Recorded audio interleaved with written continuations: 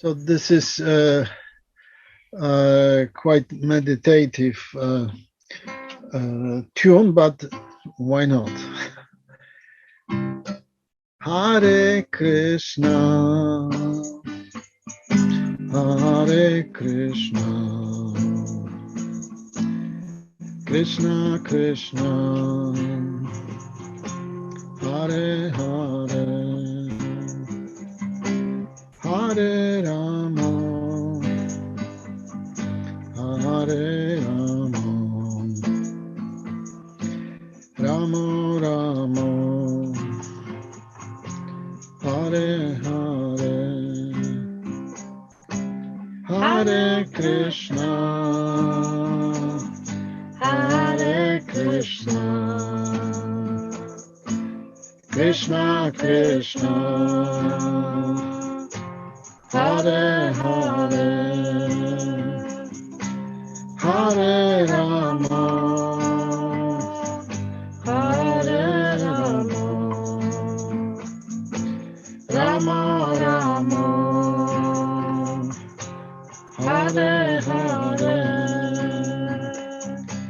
Hare Krishna,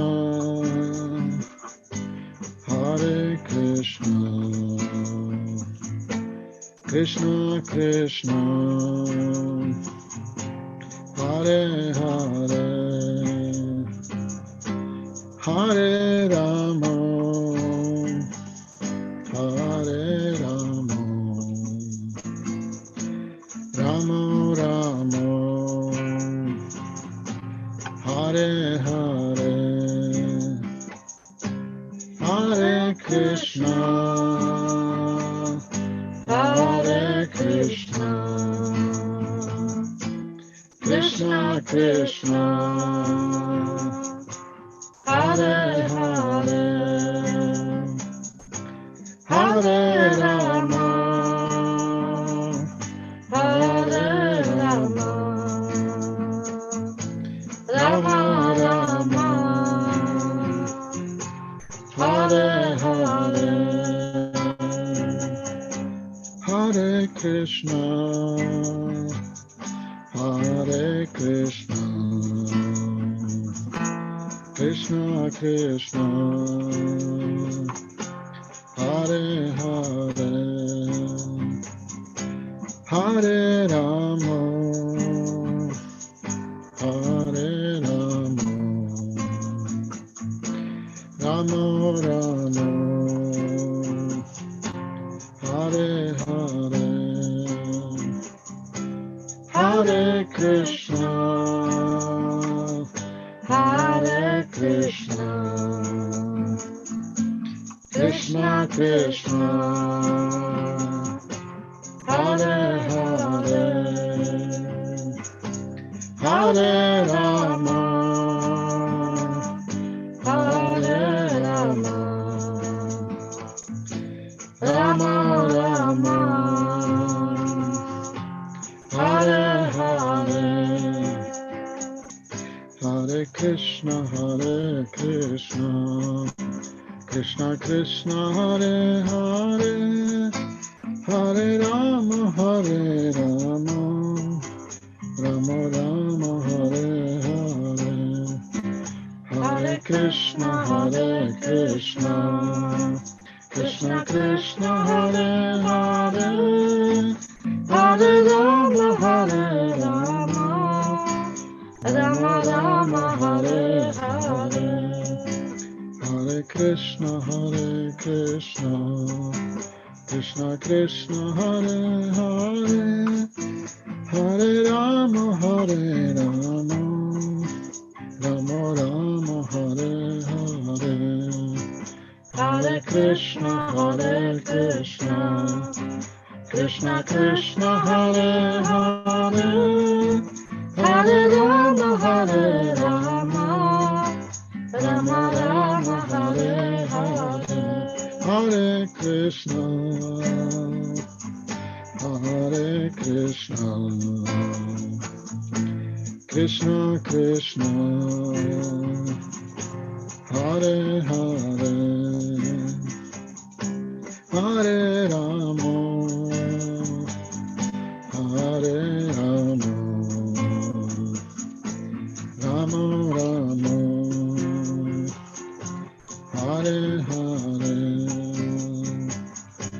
Hare Krishna,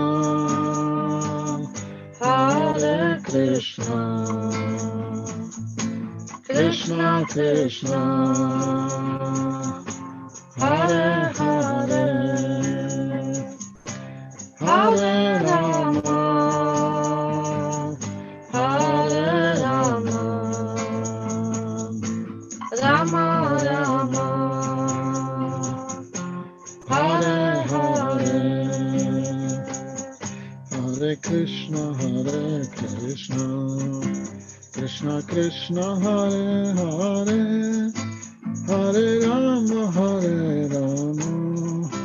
Rama Rama, Hare Hare, Hare Krishna, Krishna Krishna, Hare Hare, Hare Rama, Rama Rama, Hare Hare, Hare Krishna, Krishna Krishna, Hare Hare, Hare Rama, Rama Rama, Hare Hare, Hare Krishna, Krishna Krishna, Hare Hare, Hare Rama, Rama Rama, Hare Hare,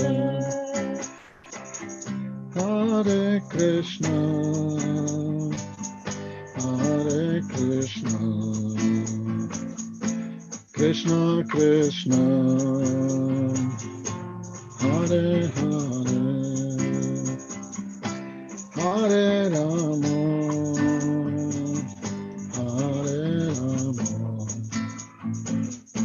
Rama Rama, Hare Hare,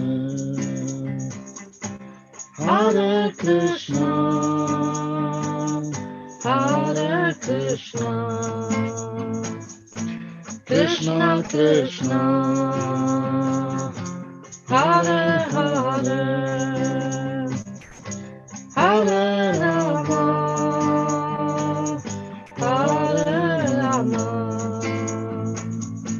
Rama Rama, Hare Hare,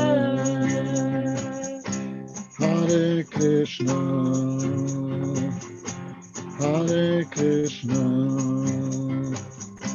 Krishna Krishna,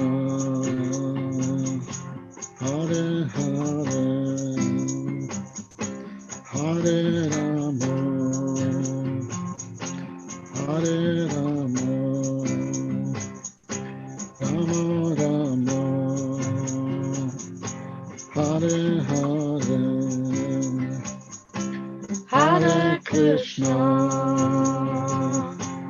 Hare Krishna,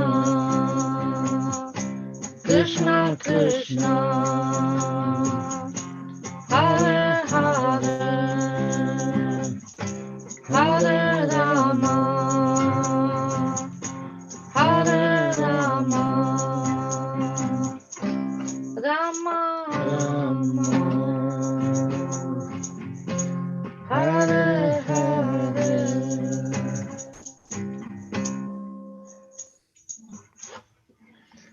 Yay, Hare Krishna.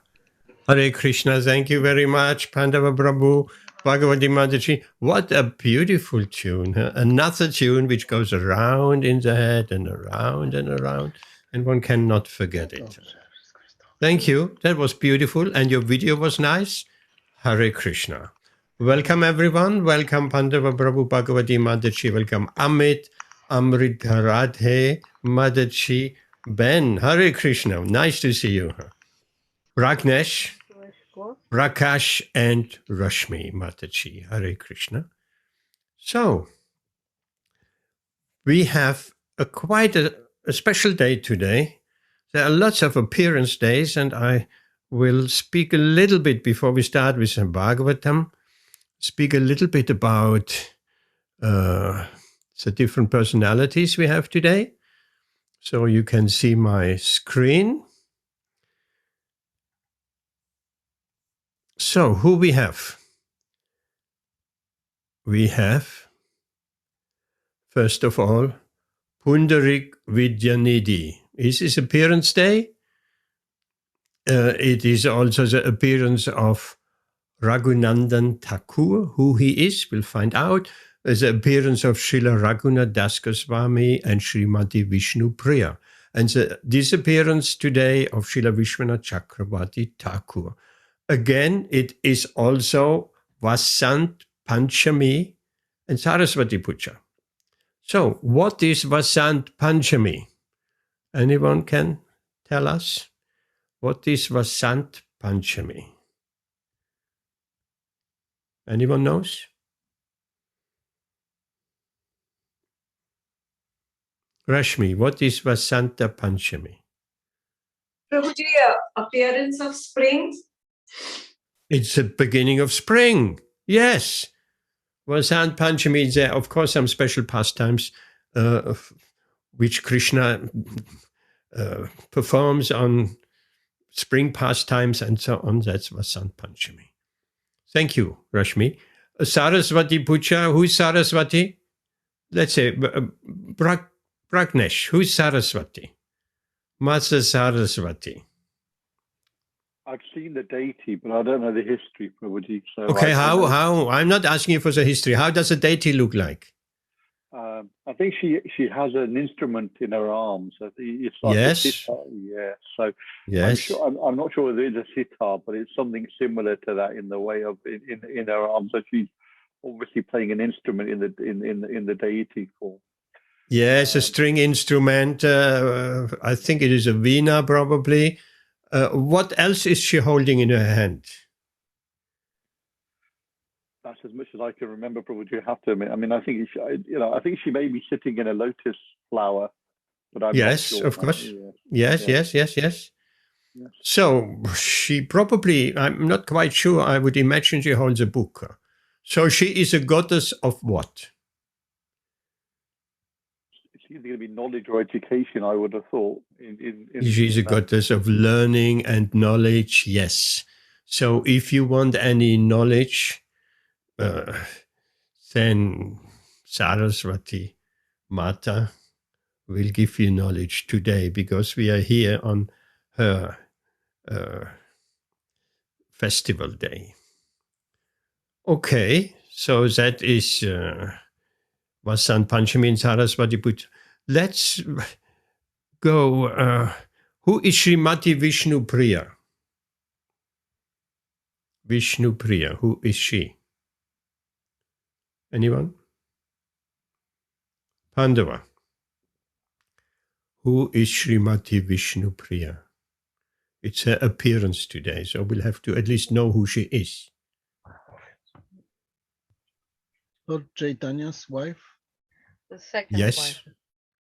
Second wife, because the first wife, she left her body. Who is she spiritually, in her spiritual form? Lakshmi? Lakshmi, yes. That is Vishnu Priya, yes. Who is Srila Raghunath Das Goswami? One of the sisters. Ben, who is Raghunath Das Goswami?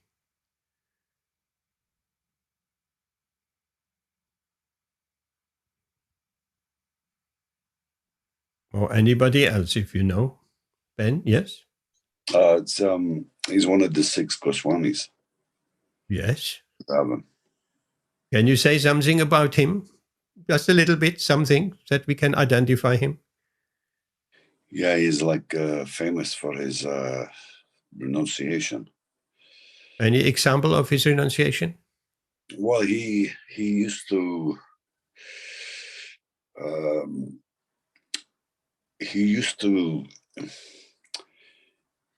wait by the goshala, and when they threw out the old rice for the cows, he would clean it and eat it himself. Yes, it wasn't the Goshala. It was the outside wall of Jagannath temple in Puri, where they cooked rice, and the rice which has gone off, they threw over the wall near the Nrisimha Dwara, the lion gate. If you have been in Puri, you know the Simhadwara, Lion Gate, on the left side of it. When you stand in front, I mean, there is a wall all around the Jagannath temple, but that was a spot where the pujaris rice which has gone off, which was not distributed, or they just put it over the wall. And it was so gone off that the cows wouldn't even touch it. And Raghunath, he came and he cleaned it up. Why did he do that? He could have just begged. He was a renunciate. Why did he do that? Anyone can say? Prabhuji, he was initially begging, but then Srimad Mahaprabhu said that, he compared it to prostitution, that you are waiting for clients in that sense. So Absolutely. that's when he even renounced that position of being a beggar. And that's when he just went and gathered the rice, as you just explained, which, as Ben Prabhu said, was not even, suitable for the cows. It was such a bad quality rice. He collected that and he just survived on that. So that was the extent of his. Absolutely beautiful. Yes, your audio is not that great, Mataji. I hope it's not me. We will find out if everybody else is also not great. Then it's definitely me. If not, maybe you are a little bit away from your Wi-Fi. I don't know. So, yes, that was very nice explained. Raghunath Das Goswami. And of course, there is much more. He was from a rich family that tried to keep him at home, like all, even we know that in Indian families, they want their son or daughters to engage in Krishna consciousness, but not too much. If the son is saying, yes, Krishna consciousness, but if the son is saying, I want to become a brahmachari and move in the temple, oh no, don't do that. That is too much. So, Raghunath Das, he wanted to join Lord Chaitanya, but his parents didn't approve. And he ran away a few times. They brought him back. And then one night he ran away for good. And he went to Lord Nityananda at Panihati and got his mercy. And very famous story. We have heard about it. The chipped rice festival. There, Lord Nityananda, they pointed out to Lord Nityananda, here is Raghunath Das. And Lord Nityananda said, thief, come here. Thief. Why did he call him a thief? Because he was staying in the distance. In a humble way, he offered his obeisances from a distance. So he had him brought in front of him, and he put his foot on his head. That's your punishment. And the actual punishment is you have to prepare some festival, some sweet rice for all the Vaishnavas. And that's what he did, because he came from a Karyashta, a very wealthy family. So he purchased rice, chipped rice, and everybody got two preparations: chipped rice soaked in yogurt, chipped rice soaked in milk, condensed milk. And when everybody heard there was a festival, then they came, like in India, they come from the villages from everywhere around, and it was a huge crowd. It was so much so that some had to stand on the bank of the Ganges to take the sweet rice, the 2 pots, clay pots. And some had not even any space on the banks of the Ganga. They stood in the water and ate their 2 preparations of chipped rice. So that is Raghunath Das Goswami. Later on, he actually joined Lord Chaitanya, who put him under the charge of Swarup Damodar Goswami. Hare Krishna. So, who is Raghunandan Thakur?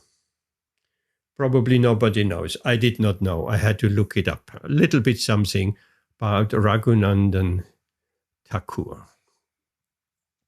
Sri Chaitanya Mahaprabhu is the son of Sachi. Next, ask Mukunda. Mukunda is, of course, a famous devotee of the Lord. You are the father, and your son is Raghunandan. Is that so?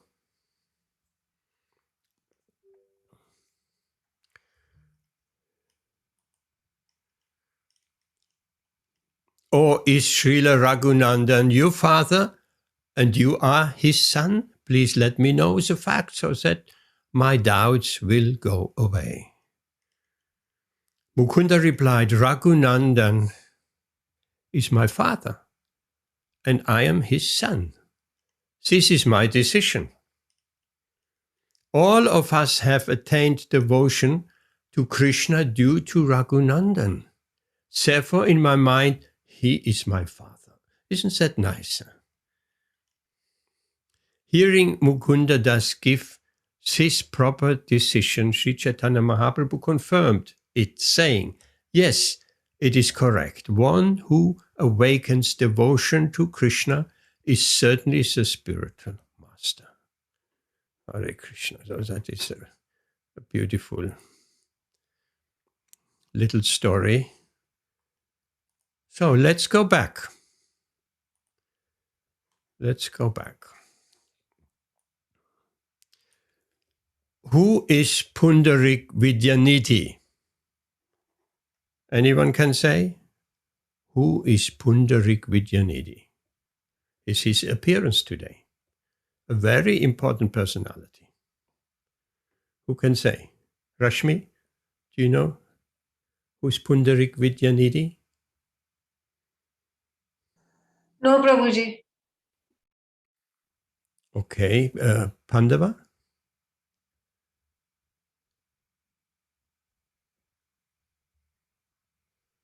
What we know about Pundarik Vidyanidhi? Very, very unusual and controversial character. Controversial. Hare Krishna. Okay. Yes, yes, I would agree. Can you? Yes. He was very unusual in the sense that he was very, very rich, and for the outsiders, he dressed very opulently, and so from the external point of view, he could be considered as a materialist, but actually he was very absorbed in Krishna consciousness.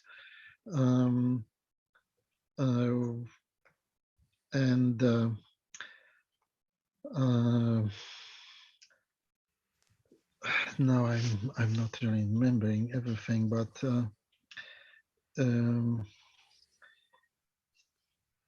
Gadadhar Pandit was informed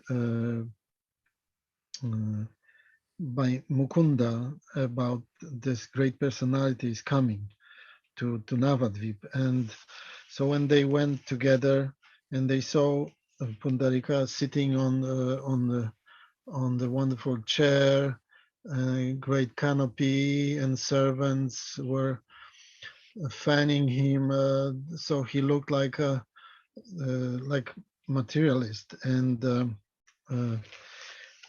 Gadadhar Pandit had some doubts about that, how he could be a Krishna devotee. And then Mukunda, just to show the greatness of Pundarik, recited one of the verses Srimad Bhagavatam, and that Do you remember which verse what did he recite? I'm just looking at the it's like Śrīmad Bhagavatam 10 canto chapter 6 verse 35. Putana, right? Putana story, right? Yes. Okay, carry on. Always hankering to taste the blood of small children, Putana came to kill baby Krishna. However, because she offered her breast to the Supreme Lord, Putana attained the greatest blessings of being accepted as a mother of Shri Krishna. So, hearing that verse changed Pundarika, and he lost his consciousness. He fell from this wonderful seat, and everything was scattered around. So eventually later Gadadhar became his disciple. And what did you mean he lost his consciousness? What happened? I mean, that was actually the Krishna conscious trance. Ecstasy, yes. Yeah. Okay, later Gadadhar Prabhu took initiation. Yes. And there's another one, another incident when he was in Puri. He had seen, I think it was not so long ago, there is a festival when, I think beginning of winter time, when the pujaris dress Jagannath deities into some warmer clothes, I think. Of course, there's a special term for this, I don't remember. And Pundarika Vidyanidhi had seen that in his opinion, the clothing was not really washed from whatever, from the starch. Yes, starch. And so just because of this kind of like mental offense, during the sleep, Lord Krishna and Lord Balaram came to his sleep, and they woke him up and started punching him in the face. How could you dare to offend our servants? Stuff like that. So when he awakened, he realized that he was really physically beaten also. And he had a red cheek, right? He had marks on his cheek. So he was ashamed, but then he realized the greatness of servants of Lord Jagannath, and that's also a lesson for us, not to make any offenses against the devotees and the Lord. Jai Jagannath Swami Ki Jai. How glorious, he said. Lord Jagannath comes in the sleep and he slaps you on the cheek, and you wake up in the morning and your cheek hurts and is red. And I mean, how beautiful is that? Thank you very much, Pandava Prabhu. I mean, there is a whole, in Chaitanya Bhagavatam, a whole story of Mukunda who took Gadadhar to Pundarik, and it's absolutely beautiful. If you get a chance, read it. It is beautiful, but it's too long for tonight. But here is just one little thing about Pundarik, which I would like to read. Sri Chaitanya Mahaprabhu called Pundarik Vidyanidhi Father, and he gave him the title Premanidhi. Pundarik Vidyanidhi later became the spiritual master of Gadadhar Pandit and an intimate friend of Swarup Damodas. Gadadhar Pandit at first misunderstood. We have heard that.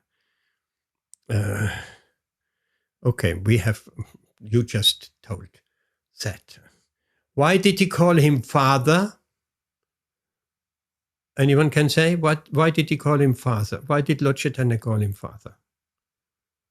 I did not know. I looked it up yesterday. Because Pundarik Prabhuji, because Pundarik Vidyanidhi is an incarnation of Vrishabhanu, King Vrishabhanu, who is the father of Srimati Radharani. Jai Hare Krishna. Yes, very nice. That was in Krishna's pastimes. Vrishabhanu Maharaj. Okay, great, fantastic. I mean, we're getting still your Mataji, your connection is bad. I don't know if you can do anything or not. But let's move on. Huh? We have one left. Who is Vishwanath Chakravarti Thakur? Rashmi, I think you know something about Vishwanath Chakravarti Thakur.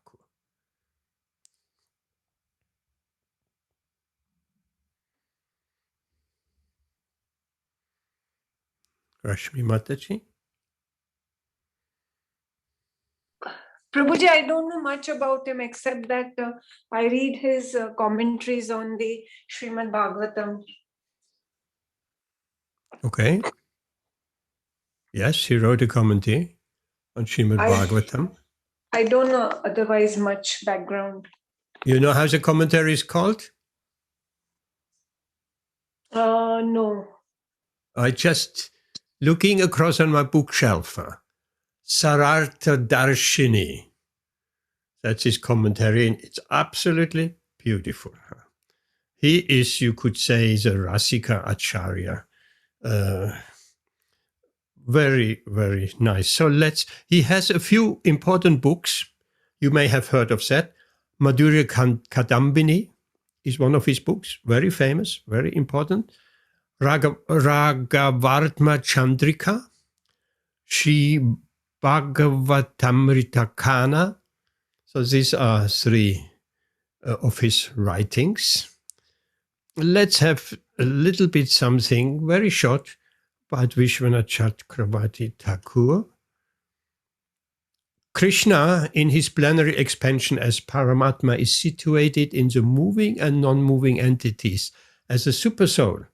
So any neophyte devotee who simply gives his attention to the Archamurti, the form of the Supreme Lord in the temple, and does not respect other living entities, is uselessly worshipping the form of the Lord in the temple.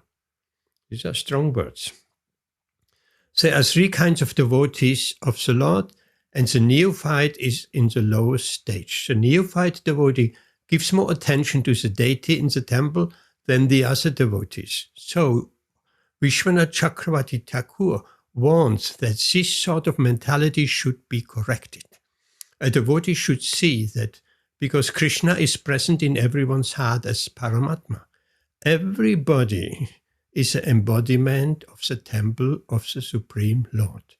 So as one offers respect to the temple of the Lord, he should similarly properly respect each and every body in which the Paramatma dwells. Everyone should therefore be given proper respect and should not be neglected. Okay. Here we stop the screen share and we go to our Śrīmad-Bhāgavatam. Of course, there are volumes and volumes and things which could be said about all these wonderful devotees and especially Vishwanath Chakravarti Thakur. Volumes, but we don't have the time. So we go to our Śrīmad-Bhāgavatam and we're going to text 13. It's in the chat and perhaps Bhagavati Mataji or Pandava Prabhu, because you have to leave early, perhaps you could give us a reading of text 13. How is that? Text 13.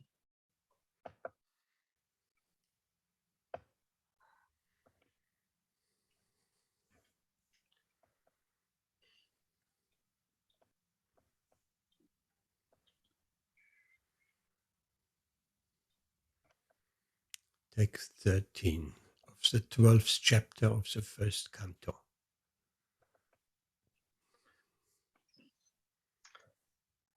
Om Namo Bhagavate Vasudevaya. Om Namo Bhagavate Vasudevaya. Om Namo Bhagavate Vasudevaya. Om Namo Bhagavate Vasudevaya. Om Namo Bhagavate Vasudevaya. Om Namo Bhagavate Vasudevaya. Tasya Pritamana Raja Vipray Domya Kripadibhi Jatakam Karayam Asa Vachaitva Cha Mangalam Vachaitva Cha Mangalam. Translation. King Yudhishthir, who was very satisfied with the birth of Maharaj Parikshit, had the purificatory process of birth performed. Learned Brahmanas headed by Domya and Kripa recited auspicious hymns. Purport. There is a need for a good and intelligent class of Brahmanas who are expert in performing the purificatory processes prescribed in the system of Varnashrama Dharma. Unless such purificatory processes are performed, there is no possibility of good population. And in the age of Kali, the population all over the world is of Shudra quality or lower for want of this purificatory process. It is not possible, however, to revive the Vedic process of purification in this age for want to proper facilities and good brahmanas. But there is the Pancharatrika system also recommended for this age. The Pancharatrika system acts on the Shudra class of men, supposedly the population of the Kali Yuga, and it is the prescribed purificatory process suitable to the age and time. Such a purificatory process is allowed only for spiritual upliftment and not for any other purpose. Spiritual upliftment is never conditioned by higher or lower parentage. After the Garbhadhana purificatory process, there are certain other samskaras like Simantanunayana, Sadha Bhakshanam, etc. During the period of pregnancy and when the child is born, the first purificatory process is Jatakarma. This was performed duly by Maharaj Yudhishthir with the help of good and learned brahmanas like Domya, the royal priest, and Kripacharya, who was not only a priest but also a great general. Both these learned and perfect priests, assisted by other good brahmanas, were employed by Maharaj Yudhishthir to perform the ceremony. Therefore, all the samskaras, purificatory process, are not mere formalities or social function only, but they are all for practical purposes and can be successfully performed by expert brahmanas like Domya and Kripa. Such brahmanas are not only rare, but also not available in this age. And therefore, for the purpose of spiritual upliftment in this fallen age, the Goswamis prefer the purificatory process under Pancharatrika formulas to the Vedic rites. Kripacharya is the son of the great rishi Sarban and was born in the family of Gautama. The birth is said to be accidental. By chance, the great rishi Sardban met Janapadi, a famous society girl of heaven, and the rishi Sardban discharged semen in two parts. By one part immediately a male child, and by other part of a female child was born as twins. The male child was later on known as Kripa, and the female child was known as Kripi. Maharaj Shantanu, while engaged in chase in the jungle, picked up the children and brought them up to the Brahminical status by the proper purificatory process. Kripacharya later became a great general like Dronacharya, and his sister was married to Dronacharya. Kripacharya later on took part in the Battle of Kurukshetra and joined the party of Duryodhana. Kripacharya helped kill Abhimanyu and the father of Maharaj Parikshit, but he was still held in esteem by family of the Pandavas due to his being as great a Brahmana as Dronacharya. When the Pandavas were sent to the forest after being defeated in the gambling game with Duryodhana, Dhritarashtra entrusted the Pandavas to Kripacharya for guidance. After the end of the battle, Kripacharya again became a member of the royal assembly, and he was called during the birth of Maharaj Parikshit for recitation of auspicious Vedic hymns to make the ceremony successful. Maharaj Yudhishthir, while quitting the palace for his great departure to the Himalayas, entrusted Kripacharya with Maharaj Parikshit as his disciple, and he left home satisfied because of Kripacharya's taking charge of Maharaj Parikshit. The great administrators, kings and emperors were always under the guidance of learned brahmanas like Kripacharya, and thus were able to act properly in the discharge of political responsibilities. Thank you very much, Pandava Prabhu. Can you pick a point and speak a little bit, but perhaps not longer than a minute? Prakash, Hare Krishna, thank you for coming and have a good sleep tonight. Hare Krishna. And I want to welcome also Anil has come in the meantime. Wonderful. We have a really good turnout tonight. So Pandava Prabhu, 1 minute, something from this verse or purpose or both. So we have very nice sense of the facts about Kripacharya and his involvement in the life. Of course, he was very important figure in Hastinapura, and as we hear from this verse, he was one of the brahmanas to perform that samskara for born Maharaj Parikshit, and later on he became even a guru for Maharaj Parikshit, like the family guru. So Srila Prabhupada here in the first part of the purport, he reminds that modern society, because of the lack of Varnashrama system and all these purificatory processes, is more or less on the level of Shudra. That's why it's very difficult to bring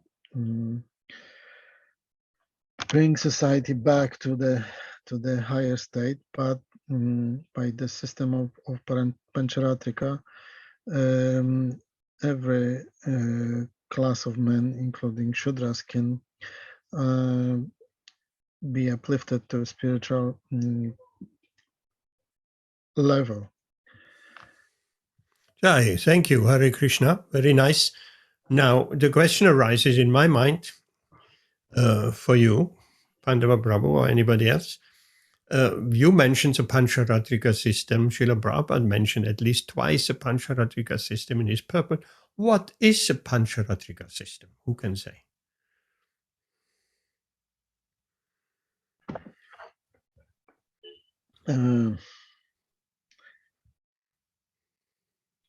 Okay, Pandava, go ahead.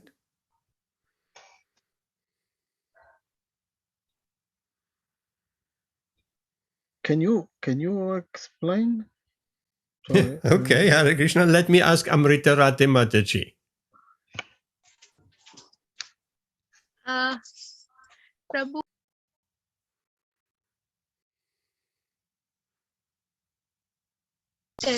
Hare Krishna, actually, what I know, I don't know like whether it's right or not wrong. Panchatrika Vidhi mainly deals with the rules and regulations of the the Vedic system. What I knew is the Panchatrika Vidhi is there and Bhagavad Vidhi is there, but Panchatrika Vidhi is more related with the tough rules and regulations which are not possible in this age. Maybe I may be wrong, Prabhu.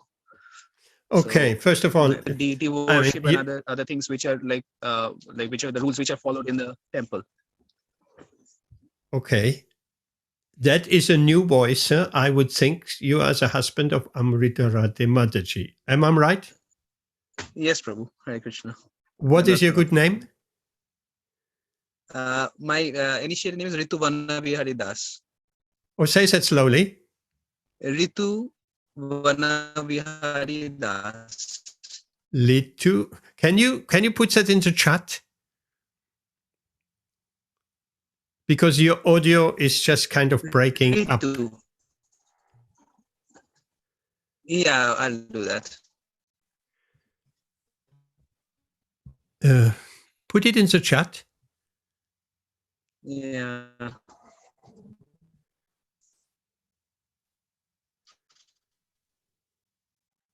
Litu.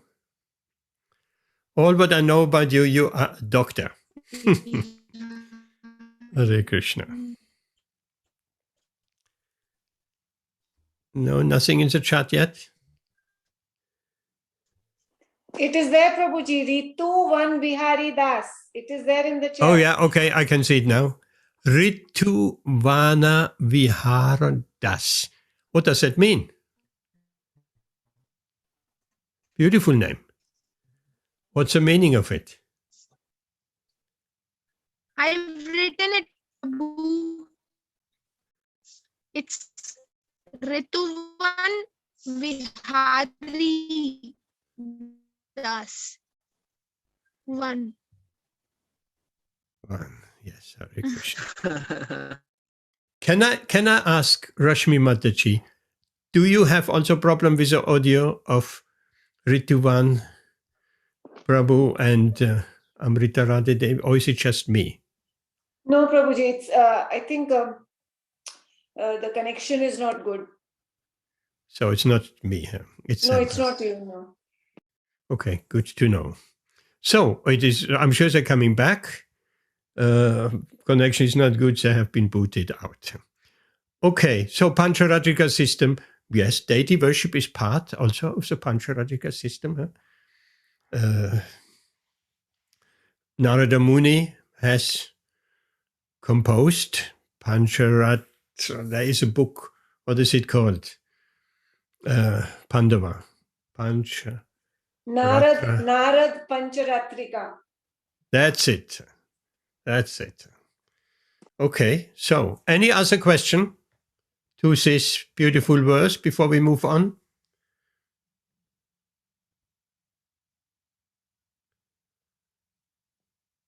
Okay, let's move on to text 14. I would like to ask Rashmi Mataji to give us a reading of text 14.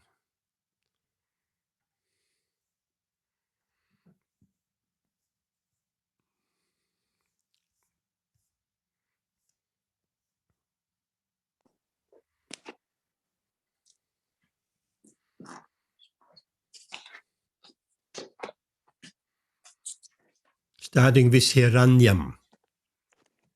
Yeah.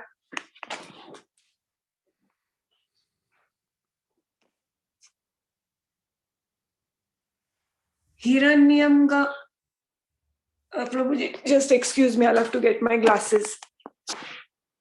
Okay, in the meantime, while you get your glasses, there was Dr. Ritaban Saha.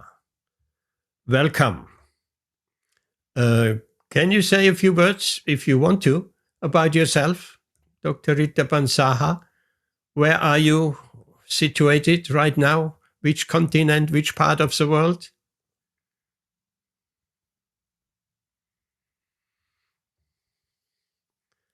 Or you want to rather stay quiet, which is also okay. stay with us. And we're reading from Śrīmad-Bhāgavatam. I'll put a link again in the chat. Yes.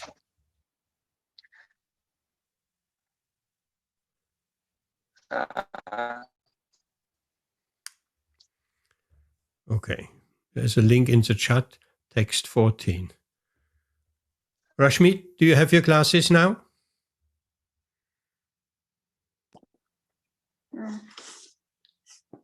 Text 14. Hiranyam gam mahim graman hastyasvan nirpatir varan pradat svanam cha viprabhya prajatirthesa tirthavit. Translation. Upon the birth of a son, the king, who knew how, where, and when charity should be given, gave gold, land, villages, elephants, horses, and good food grains to the Brahmanas. Purport. Only the Brahmanas and sannyasis are authorized to accept charity from the householders. In all the different occasions of samskaras, especially during the time of birth, marriage, and death, wealth is distributed to the Brahmanas because the Brahmanas give the highest quality of service in regard to the prime necessity of humankind. The charity was substantial in the shape of gold, land, villages, horses, elephants, food grains, and other materials for cooking complete foodstuff. The Brahmanas were not therefore poor in the actual sense of the term.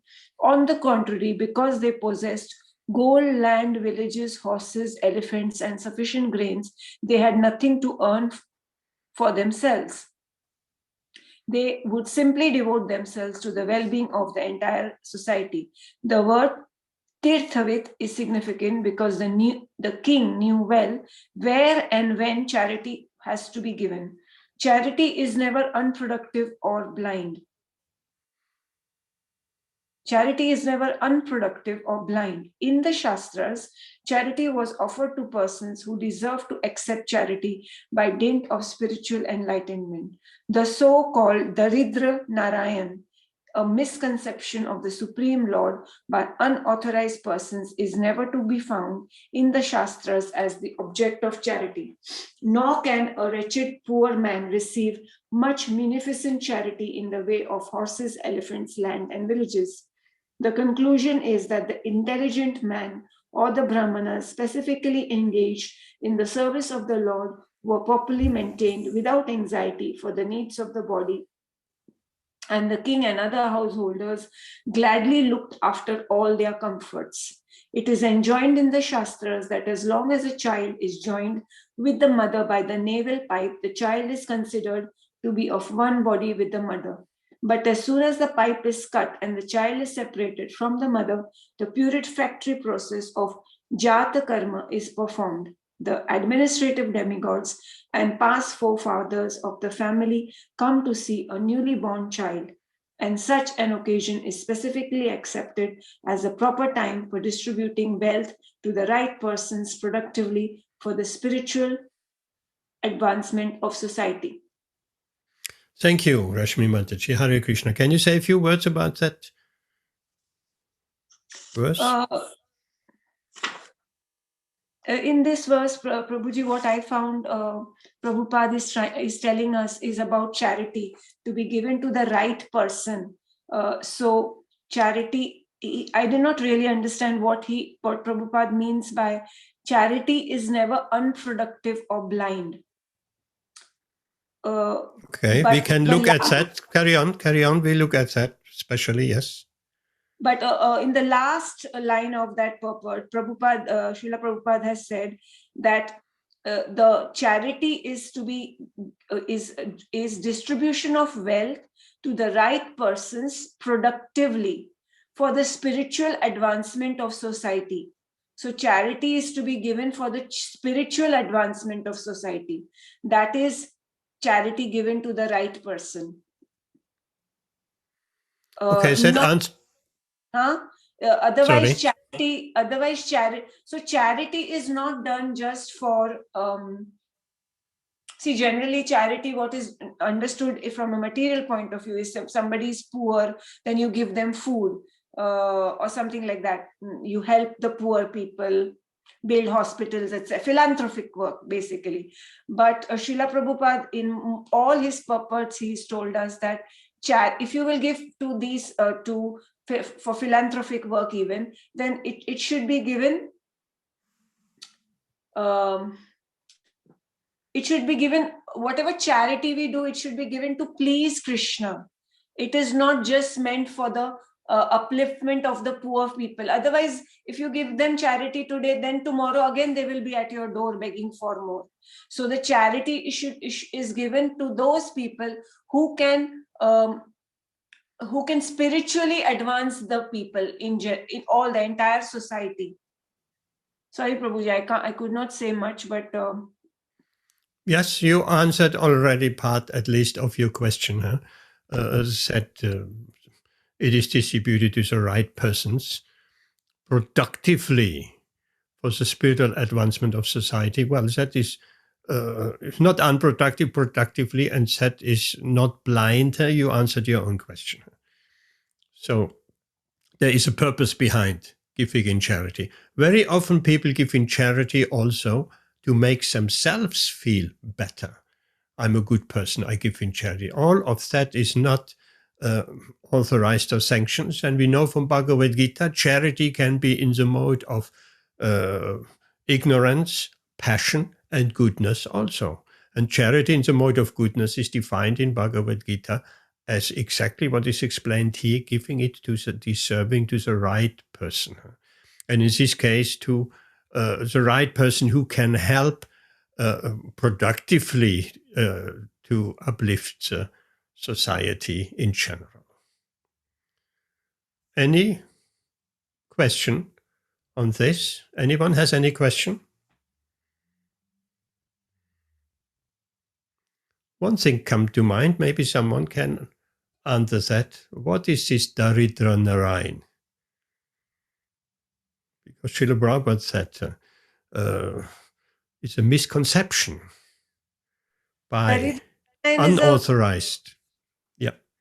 Daridra Narayan, Prabhuji, as far as I understand, is a terminology used for the impoverished people, the poverty-stricken people. Yes. Who? I mean, Srila Prabhupada writes at length Daridra Narayan and speaks very strongly. Suddenly, Narayan has become Daridra, poor. These are like disciples of Sankhya. They're like impersonals, Mayavadis. And when they come to sannyas, they Daridra Narayan means poor Narayan.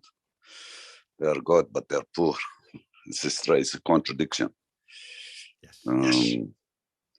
So they think they are God. Yes. Themselves. So who invented? It's not the Vedic authorized nothing. Who invented that term?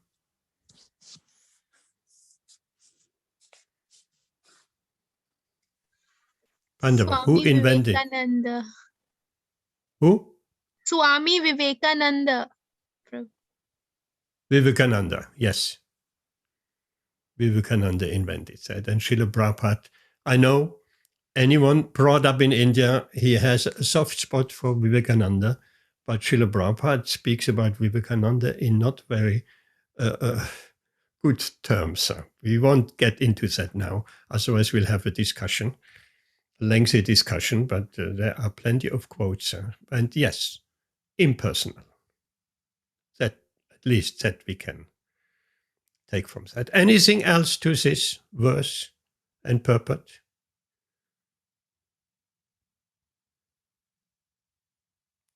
If not, we move on to the next verse. It looks like Amrita Radhe Mataji, your audio is better now.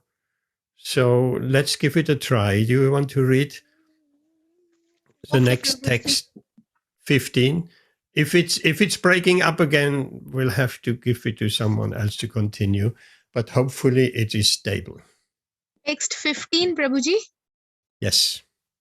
Okay, Prabhu. Uchur brahmanas pushta rajanam prashrayanvitam esha hi asmin prajatanto purunam Pauravarshabha. Translation. The learned Brahmanas were very satisfied with the charities of the king, addressed him as the chief amongst the Purus, and informed him that his son was certainly in the line of the descent from the Purus. Okay, there's no purpose. Take the text 16 as well, please. Okay, Prabhuji. Text 16. Daivena pratighatena shukle samstham upeyushvi ratovo nugraharthaya vishnuna prabhavishnuna. Translation. Brahmanas said, the spotless sun has been restored by the all-powerful and all-pervasive Lord Vishnu, the personality of Godhead, in order to oblige you. He was saved when he was doomed to be destroyed by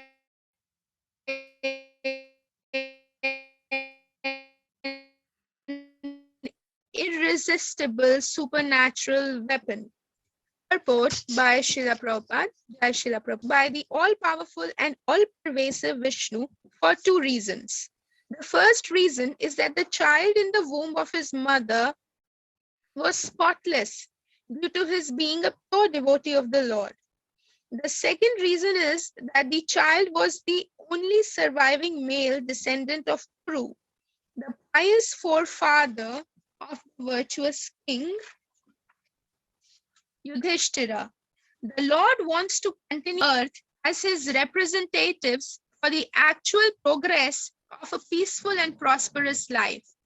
After the battle of Kurukshetra, even up to the next generation of Maharaj Yudhishthir was annihilated, and there were none who could generate another son in the great royal family.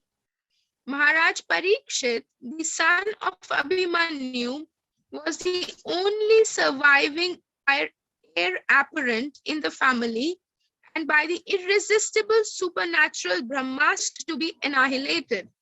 Lord Krishna is described herein as Vishnu, and the single personality of Godhead does the work of protection and annihilation in his capacity of Vishnu.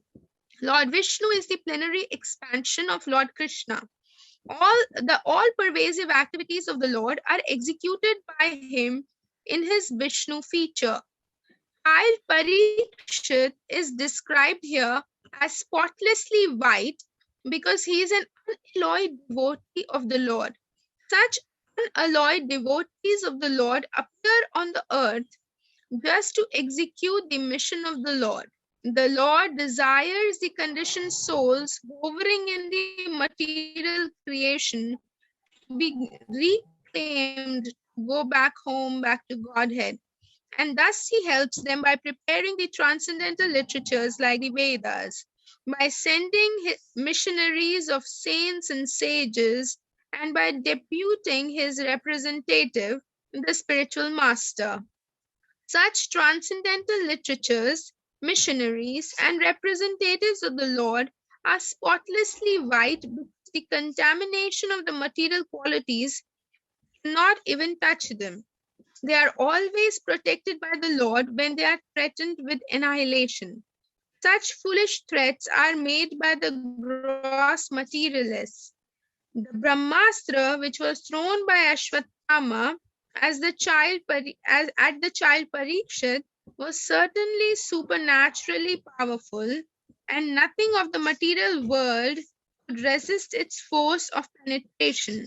But the all-powerful Lord, who is present everywhere, within and without, could counteract it by his all-powerful potency, just to save a bona fide servant of the Lord and descendant of another devotee, Maharaj Yudhishthir, who was always obliged by the Lord by his causeless mercy. Okay, Amrita Rati Mataji, thank you very much. I have to say again, your audio is not, it didn't used to be like that. It's Prabhuji, breaking could you- up. So, Yes, don't- Prabhu, there's a storm going on here. a storm going on, that explains it. That explains it, definitely. That is the reason. Okay. Rituvan Prabhu, you want to say a few words about this verse? I hope the audio holds on. Yes, Prabhu. Hare Krishna.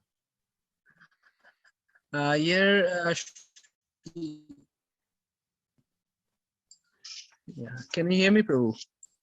Hare Krishna. Yes, it comes and goes.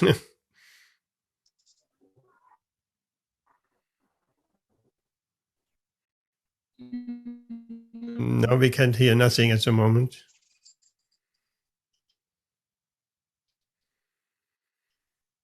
That's a shame, because I was so happy you be here today.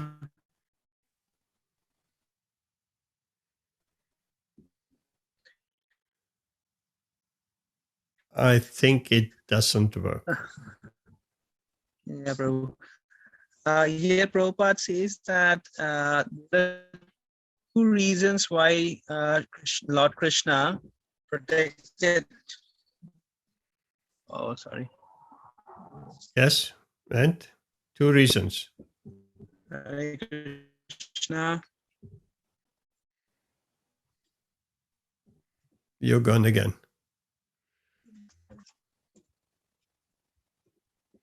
Hare Krishna. No. No, I think we'll have to give up on that.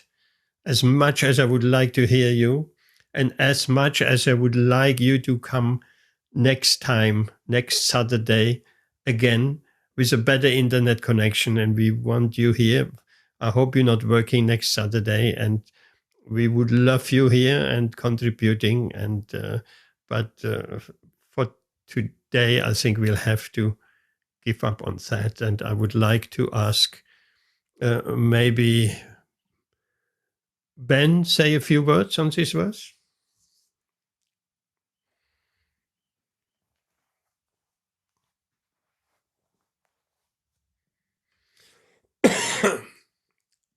If you want to.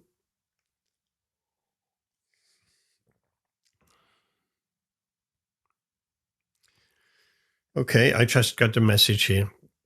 Ritu one. Prabhu will be here next Saturday. So hopefully we don't have a storm in Wales. Hare Krishna. Or if not Ben, then Anil, can you say something on this verse? You have to go? Yes. See you next Saturday. And we're going to get a special slot earlier on for Mataji, Bhagavati Mataji, because she didn't get a chance tonight. But you have to go, you have to go. Hare Krishna. Thank you, both of you. Pandava Prabhu Bhagavati Mataji. See you next Saturday. Hare Krishna. So, Anil, can you say a few words about this shloka? 1 second, Prabhu. This what is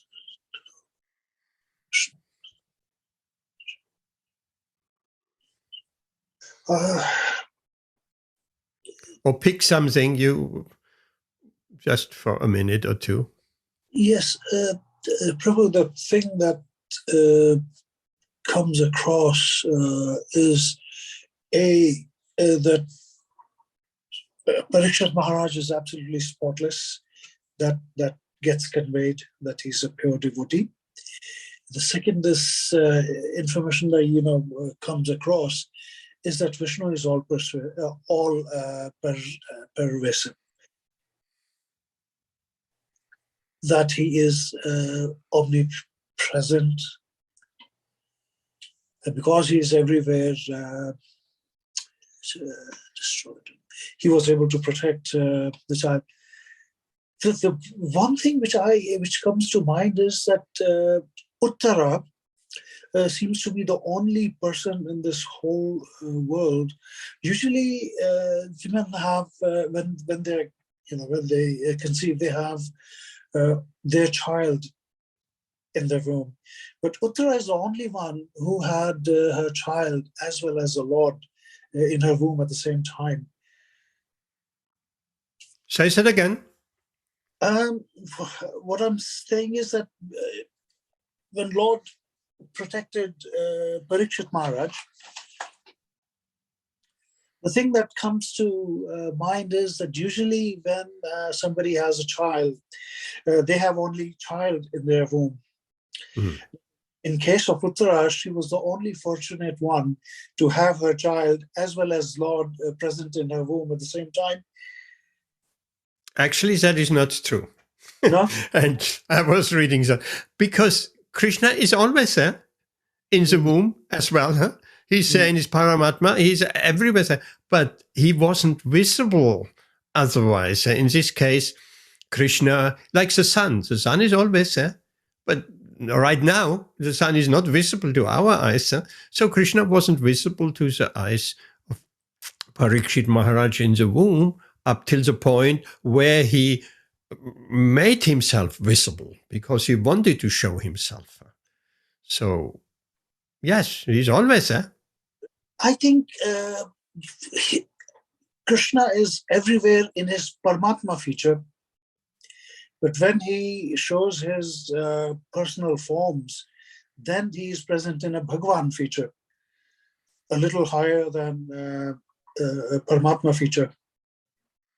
But of course, we can appear in any form, at any time, at any place. He can come into four-handed Vishnu form. He can, in an instant, show his two-handed form as Krishna, Tribhanga, bent in three places, and yes, we can change at any time. But carry on. Yes, what else? Welcome, Varshana Mataji. At the time when Mahabharata war is being fought, 5,000 plus odd years, they had this irresistible supernatural weapons in place. That's another thing that okay. Worse. Anyone has any question? Anything else?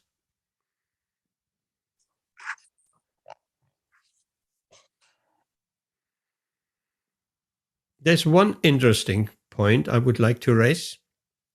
Srila Prabhupada writes, the Lord desires the conditioned souls hovering in the material creation to be reclaimed, to go back home, back to Godhead. And thus he helps them by preparing the transcendental literatures like the Vedas, sending missionaries, saints, sages, and so on, and the spiritual master. So actually, Krishna wants us back home. Shall we not fulfill his desire? That's a good question. It's not just we want to go back home to Godhead. No, Krishna wants us home.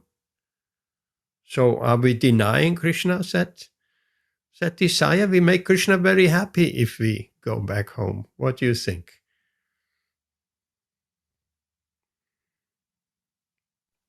If we want to please Krishna, yes, Anil? Oh, yes, of course, Prabhu. We don't think it that way. Because we are so self-centered, we always pay attention to what we want and our desires, but we don't think it in a way that Krishna too has a desire to meet us, because he ultimately loves us and looks after us more than we can ever imagine.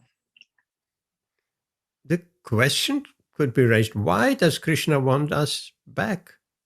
Because he loves us. Yes.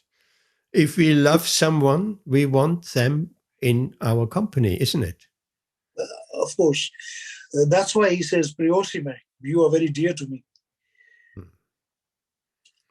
So that is an important pointer, a very important pointer. If we are not very eager to go back home to Godhead, and we read last Wednesday, we read when Srila Prabhupada spoke, he actually spoke about Vishwanath Chakravarti Thakur. He read a commentary of Vishwanath Chakravarti Thakur, who, I don't know, I mean, that was extremely important bit. I don't know if I get set up.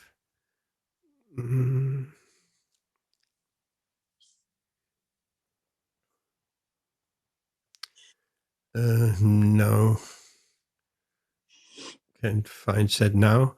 So, who very strongly made the point that we should make a very concerted endeavor to go back home to Godhead. So, What's the reason, Prabhu? Why don't we want to go back? Is it because we are unaware, or other reasons? no, why is a good question. Why don't we go back? Why don't we want to go back? At least not that much. Who can say? Why we're so hesitant of going back home to Godhead? Ben, what do you say? Why don't we want to go back? Prabhuji, Rashmi, yes. So from the Bhagavad Gita classes, I will just try and repeat, if I can remember properly.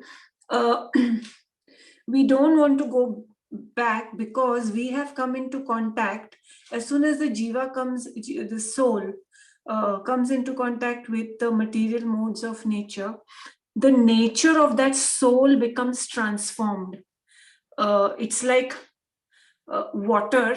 When it solidifies, it turns into ice.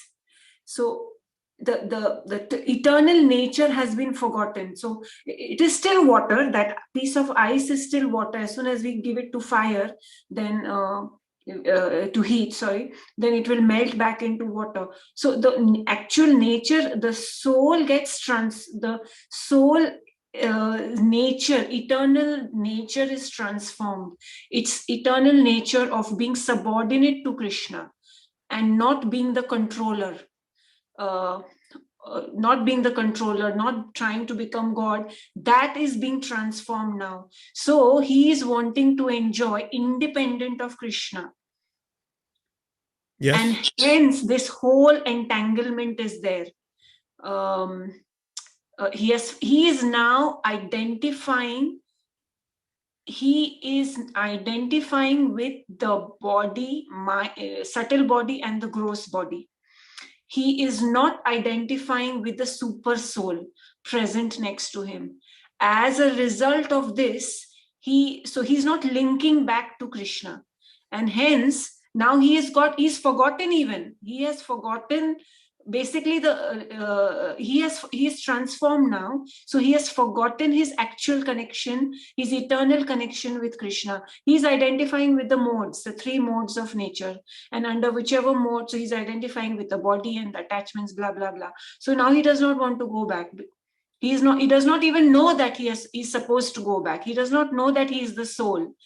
But when we start doing sadhana bhakti, when we go on the path of bhakti yoga, then this soul slowly, jiva jago, that song, he is now awakened back to remember that forgotten identity, that he is the eternal servitor of Krishna.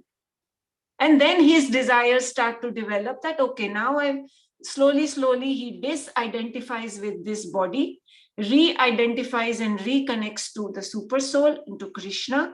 And now, so he wants to slowly, his desires now are towards Krishna. And of course, he wants to join Krishna back. Hare Krishna. Nice, beautiful explanation. And Amrita Rati Mataji, she is communicating in the chat. We are attached to apparent pleasures of this world. So not only attached, but to apparent pleasures, which appear, they're not really pleasures, but it appears like there are pleasures. So both Rashmi Mataji's answer and Amrita Rati Mataji, yes, that is why we don't want to go back. But because we have taken to Krishna consciousness, we are on the path. But the question is rather, how can we accelerate? We so easily find many excuses of being serious about Krishna consciousness. I mean, how serious? Yes, and more serious and more. How urgent do we find it? But that same point is worthwhile of keeping in mind. Krishna wants us back. Are we giving Krishna this satisfaction of having us back? Is that for Krishna? Let's say, let's put it in an example. You are here or we are here in Leicester. Our mother is somewhere in London or even in India or wherever. If our mother desires to have us back, to come back to visit her, would we not feel obliged? Would we not feel, Mata want us back? I have to go. Will we not put a lot of things aside? Oh, I have this duty to do and that, and I'm busy, and so many things. Will we not put the desire of our mother above so many other things, and we'll go back? So same with Krishna. Krishna desires. It's not we want to go back. Yes, we also want to go back. Mostly we want to go back because we are suffering. We have enough here. Then the next thing is, okay, let me go back home to Godhead. Let me escape from this material world, which is okay. But even higher than that is, Krishna wants us back. I must fulfill Krishna's desire. Hare Krishna. Any other question to this verse? We can take one more verse and then we have a short quiz. Okay, let's go to text 17. And can we, Ben, you want to read us a little bit, text 17?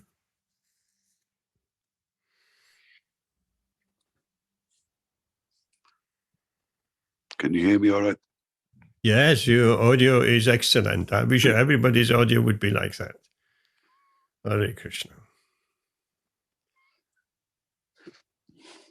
Tasman namna Vishnu rata iti loki bhavishyate na sandeho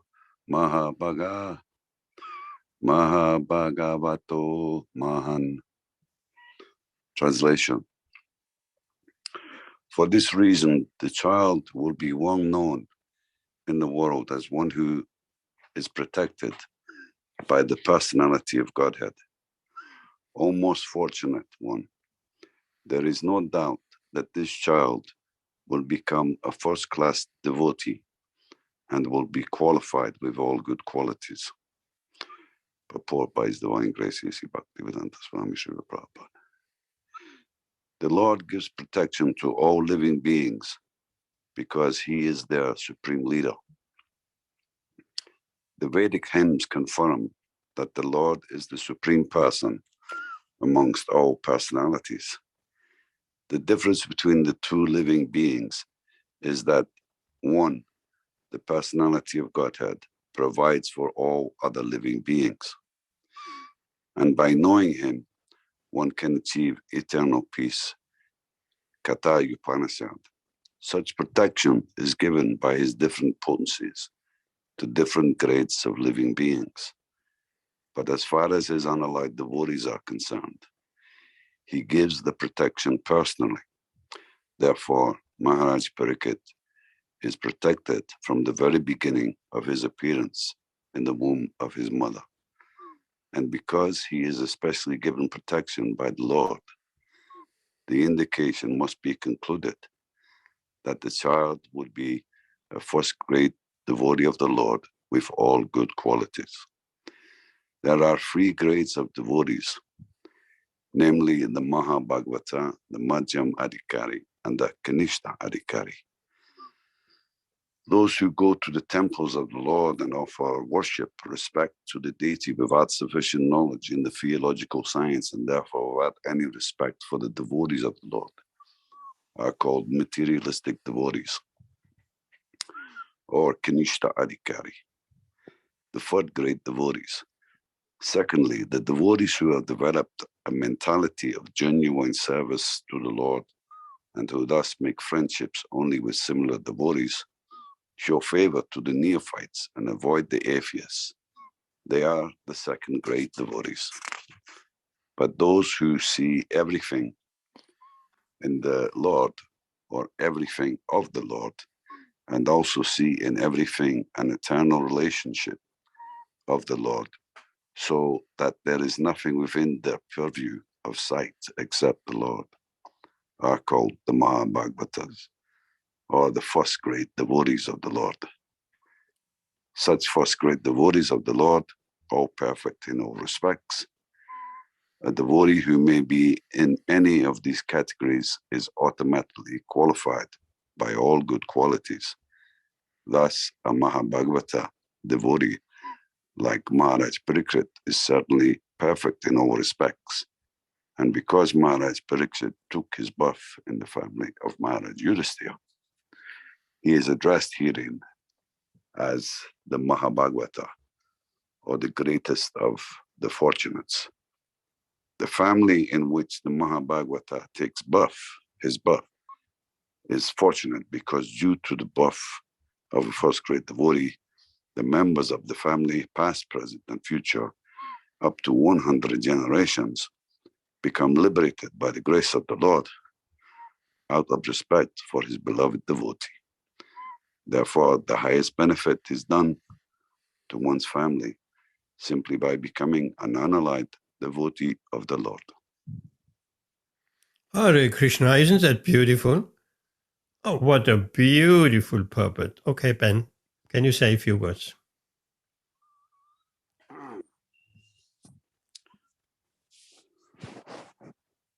So,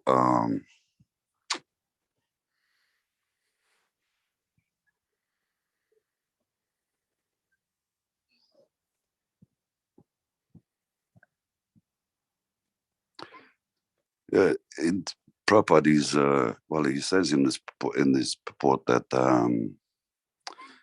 the Lord is protecting all living entities and different classes and different categories of living entities.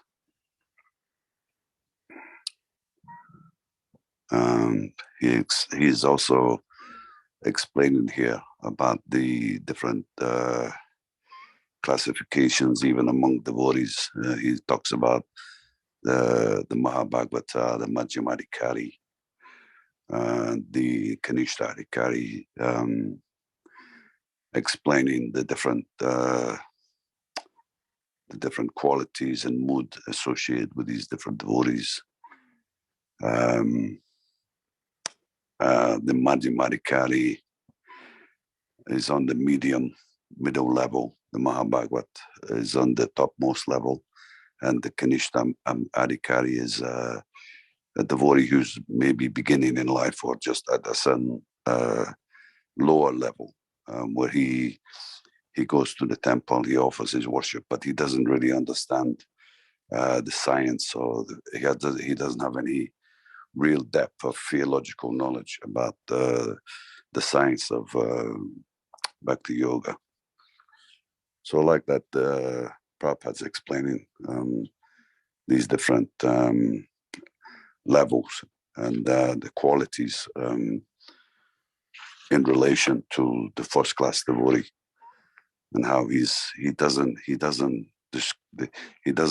the first class devotee, he doesn't discriminate among different living entities. He just sees everything in relation to Krishna. Jai Hare Krishna. Thank you very much, Ben. Perhaps one thing could be said if we want the highest benefit for our family members, we have to become unalloyed devotees of the Lord. Why? How is that benefiting our family members? Rashmi. No, Pragnesh. How, if we become unalloyed, pure devotees of the Lord, how is that?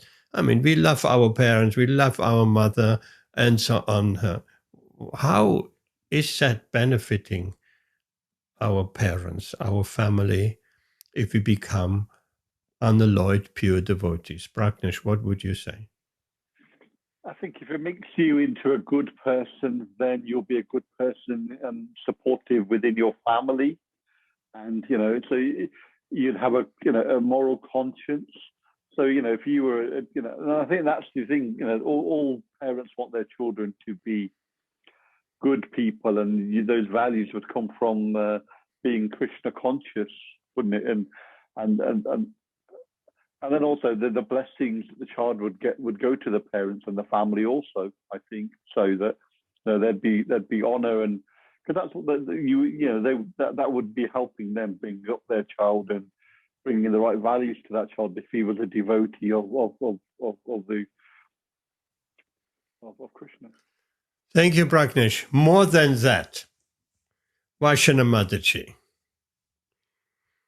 Yes, I see you comment, Amrita Rati Mataji. What about Vaishana Mataji? How is it benefiting our family to become unalloyed pure devotees? Well, Hare Krishna, everyone.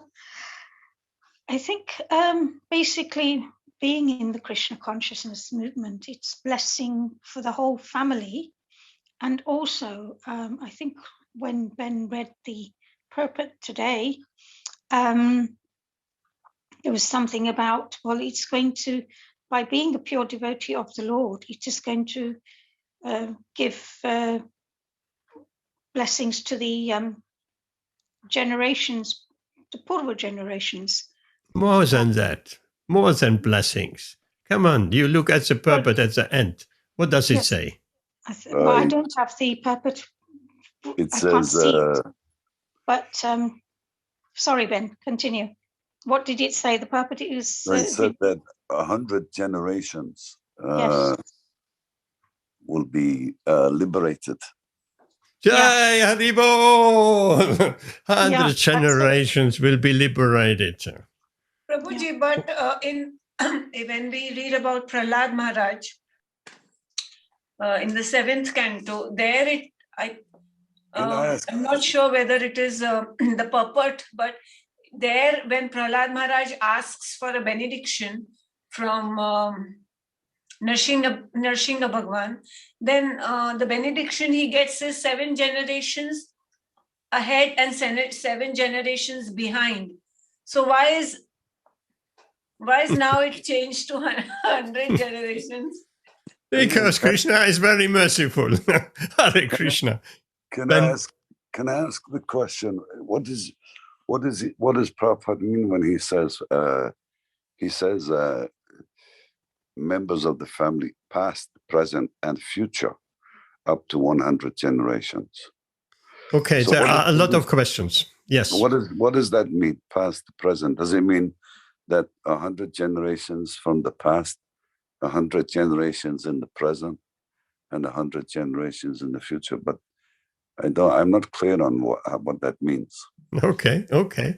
First of all, we had a comment here from Amrita Radha Mataji they will be delivered from material existence, yes. Because that would be my question. What does it mean? What is liberation? What is liberation, these 100 generations? Yes, it will be, they will not take birth again. They will all go back home to Godhead. So, Ben, your question, 100 generations in the past, in the present, in the future, what does it mean? Anyone?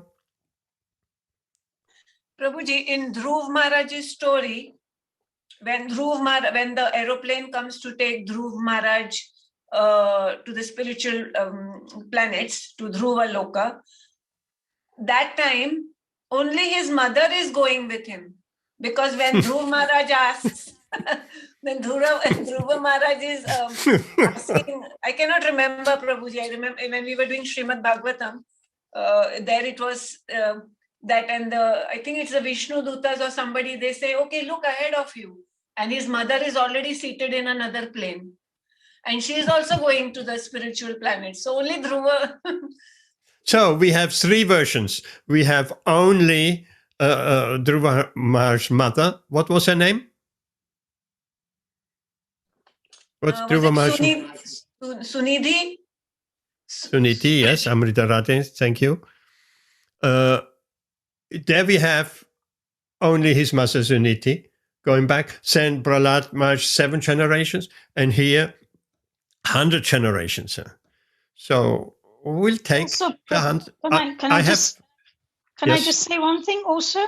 Even yes, please. Just by being an initiated devotee of the Lord, it does say somewhere, which I've read somewhere, that the same thing happens there, that your forefathers will be liberated. Even in the Ekadashi books. Even in the Ekadashi books, it tells you that.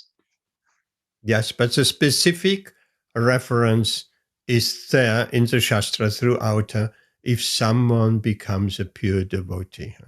Initiated devotee is not necessarily mean a pure devotee, because we can be initiated devotee, we can be Kanishta Adhikari, we can rise up to Madhyama Adhikari, but the pure devotee, the Mahabhagavat, if we become a Mahabhagavat, we'll take it the 100 generations. We take it, here is, they may not be liberated with you, they may die later, but will not take birth again. Okay. So, yes, but the idea is we can benefit our family in the past, present, and future. And yes, Ben, 100 generations are liberated into the future where a pure devotee is in the family. Isn't that nice? You're liberating 100 generations in the past, you're liberating everyone at the present, and you're liberating the next future, your children of your children of your children of your children, up till 100. They will be also liberated. But that's what it means. Like Prabhupada, I mean, Srila Prabhupada, he's liberated so many people. Say that again? I mean, Srila Prabhupada, he's liberated so many people. Anyone who's come in touch with Krishna consciousness. Yes, that's a pure devotee. That's a big family of. You can estimate how many people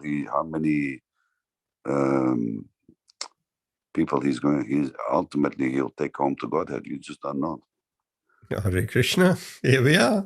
And we shall not forget anybody who was killed of all the soldiers on the battlefield of Kurukshetra. They also got liberated. Hare Krishna.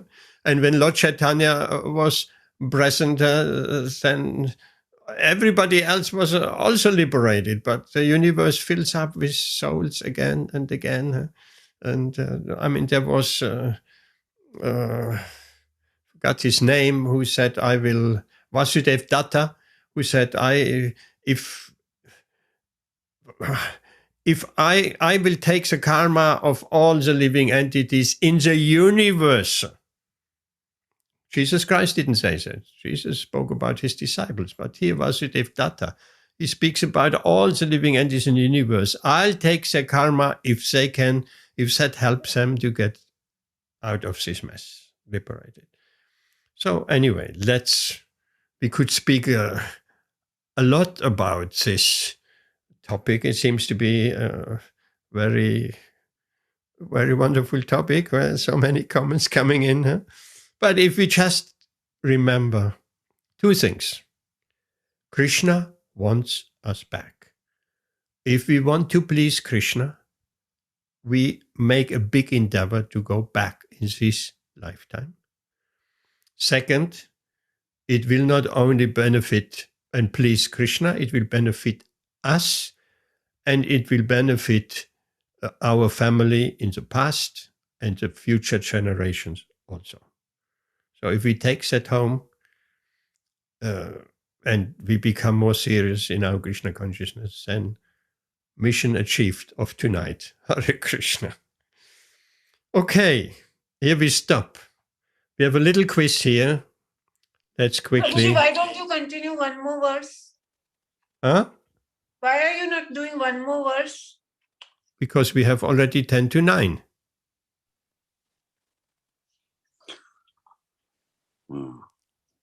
We have a quiz here, Rashmi Mataji. Prabhuji, do one more verse and then the quiz, please. Yeah, but then it will become late and maybe others will not. 1, 2, 3, 4, 5, 6. Okay, everybody is here. Hare Krishna. Here we start.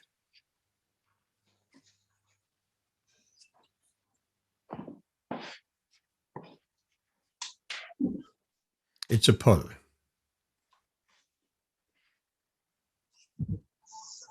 There are 9 stages from spiritual development, from Shraddha to Prema. It starts with Shraddha, faith. It goes on with Sadhu Sangha, association of devotees. After Sadhu Sangha is Bhajana Kriya, engagement in devotional service. After Bhajana Kriya is Anartha Nivritti. Anartha Nivritti is a clearing stage. After that, it goes on to... You don't get any points for a poll. No, it's a poll, and I'll need to explain a little bit because other questions are based on this. And click got it if you know the 9 stages. After that, we have Prabhuji, I didn't get it. Huh? I have accidentally clicked didn't get it. So what should I do? Just wait. Okay. After Nishta, steadiness in devotional service, and Ruchi, the taste is coming. And after Ruchi says Asakti, attachment to Krishna. After that is Bhava, spiritual emotions like we have heard with Pundarik Vidyanidhi. And after Bhava, that is a ripe stage of devotional service, then we have Prema, love of Godhead. So far, did everybody get it? Get it? Got it? Yes. Yes. 2 didn't get it. 1 was accidental. And okay, let's move on. It's a puzzle. Put into the right order. Here we are. What we just spoke about. Put them in the right order. The first 4. Afterwards coming the second 4. Where does it start? What is number 2? What is number 3? What is number 4? I can't seem to go. Not doing it. Oh dear. You have to move them with your finger. Yes, drag them around. Drag them around. From top to bottom. Top, first one, then second, third, fourth.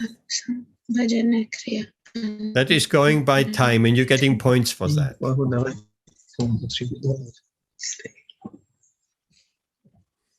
Prabhuji, why did you give numbers?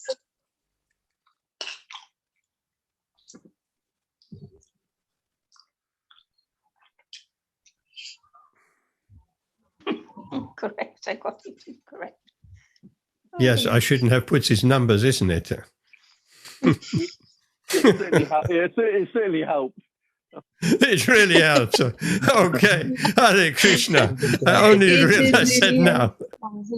Hare Krishna. But I mean, we're learning. Shraddha, then is Sadhu Sangha, then is Bhajana Kriya, then is Anartha Nivritti. Okay, someone said, what is Shraddha again? What is it? Faith. Translation? Faith. What is Sadhu Sangha? Association. What is Bhajana Kriya? Devotional service. Yes, engagement in devotional service. What's Anartha Nivritti? Getting rid of all the unwanted, the unfavorable things to bhakti. Yes, and we could talk about that. Yes. Okay, next.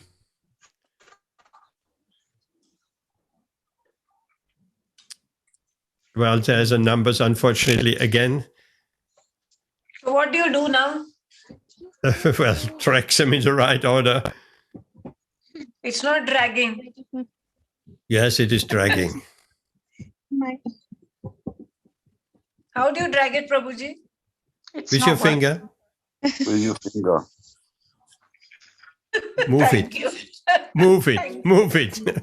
Move it with your finger into the right order. It has all the numbers there, so don't worry. Hare Krishna.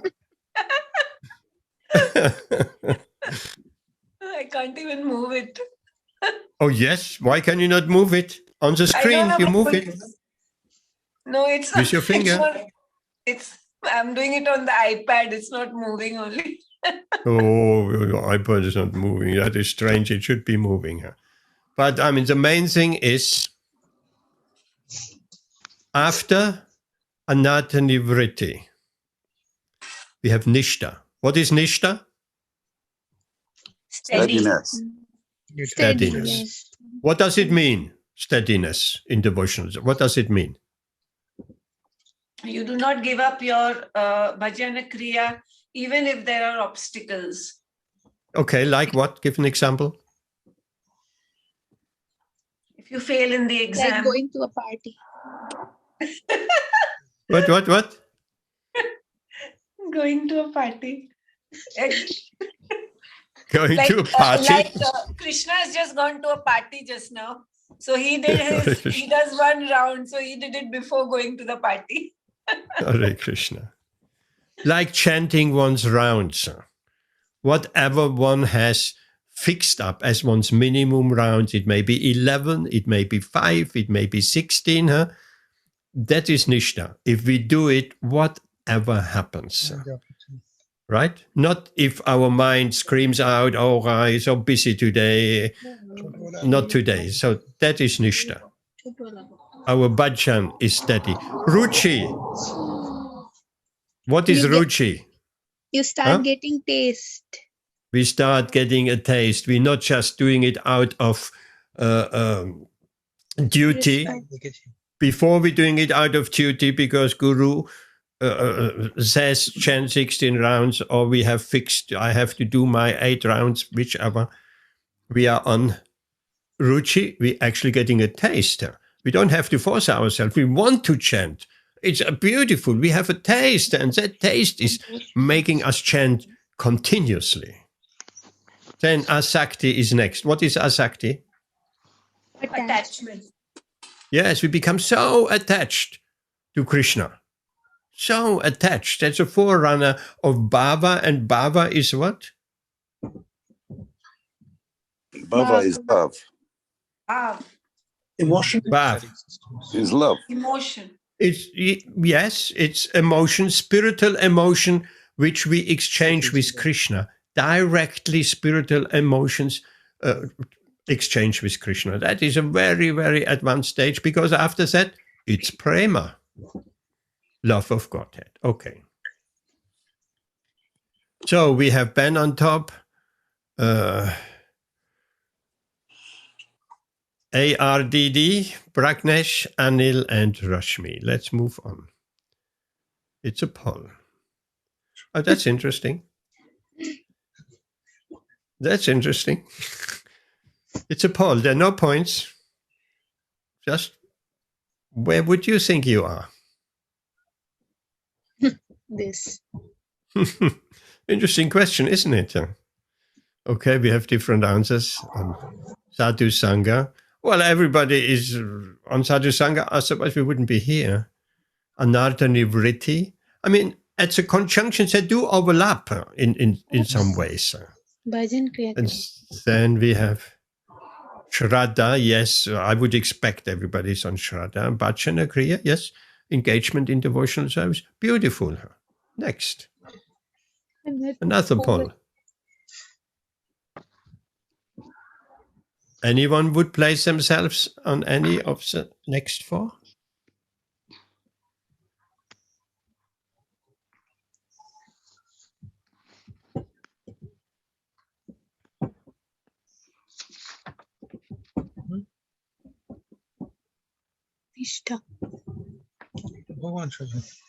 Okay. Ruchi, who has a taste? Who is that? Me, Kishori. Yes, Hare Krishna. You got some taste here. That is good, Nishta. Who is a steady one? Nishta is me, Prabhu. Nishta, I pressed Nishta. Okay, Nishta, steadiness. Yes. I mean, you chanting your 16 rounds and then, yeah, say some steadiness there. Huh? And who is Asakti? That was me. Oh, Hare Krishna. Yeah. That is actually a very advanced stage, Asakti, you know? Well, I mean, you saw... I've been attached to Krishna for a long time, you know. Yeah, but I mean, where are you on Wednesdays and Saturdays? Where is your attachment? Hare Krishna. Hare Krishna. Okay, let's go on. True or false? Now we're getting to the Bhagavatam verses of today. Try to remember.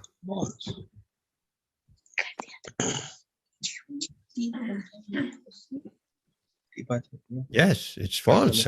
Yes, good. Everybody got that right. He was on the Kaurava side.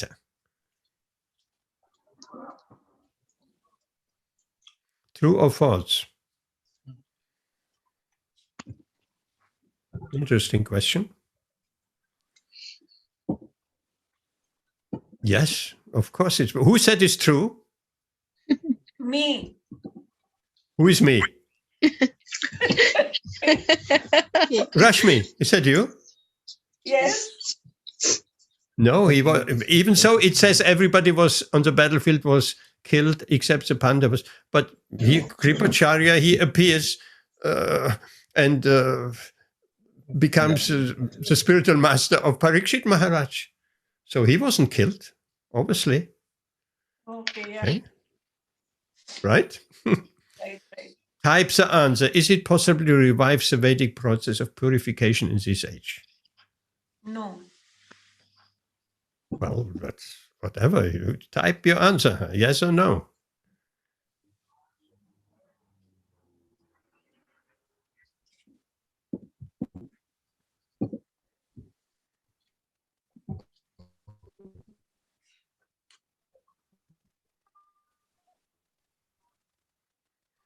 Okay, time is running out.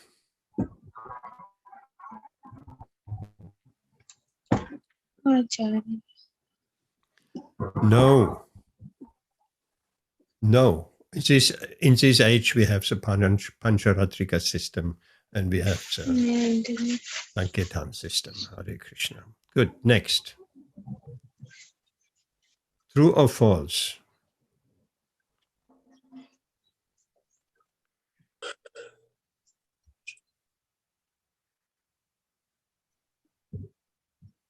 It's all from the purport of the verses.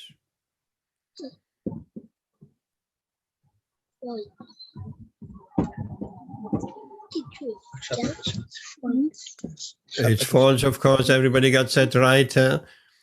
As much as it is false that our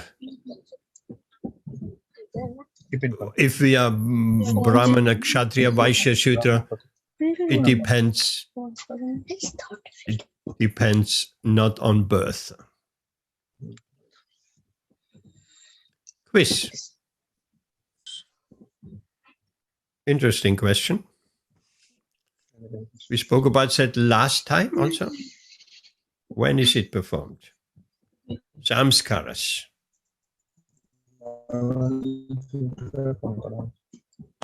Okay, we got a whole range. Hare Krishna. We got after the 7 months of pregnancy. Who said that? Prabhuji, I said it. That was a speculation, right? No, It is a speculation. Then someone, when the child is 1 year old, who said that? I did. Okay. Where you get that from?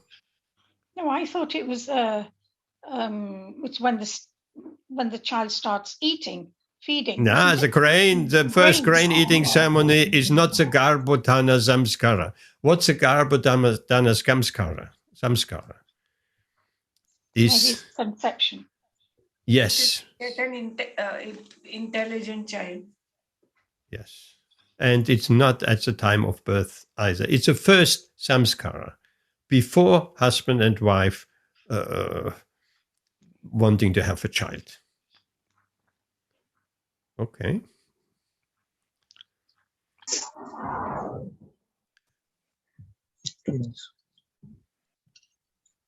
Interesting question. If you have been reading, listening carefully,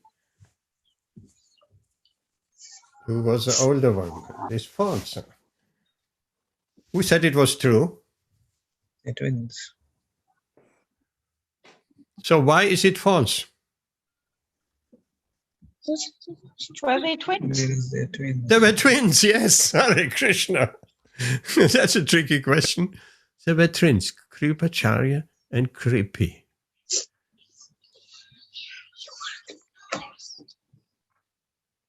Who was the husband of Kripi? Brahmachari.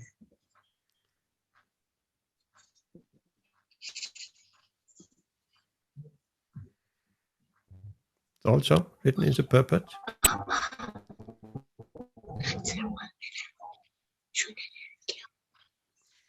She got married to who? Yes. No, not Daumya was just as a priest. What means just? Daumya was, there were two main priests, Kripacharya and Daumya. Yes, to Dronacharya. She got married to Dronacharya. Interesting. Kripi is a wife of Dronacharya.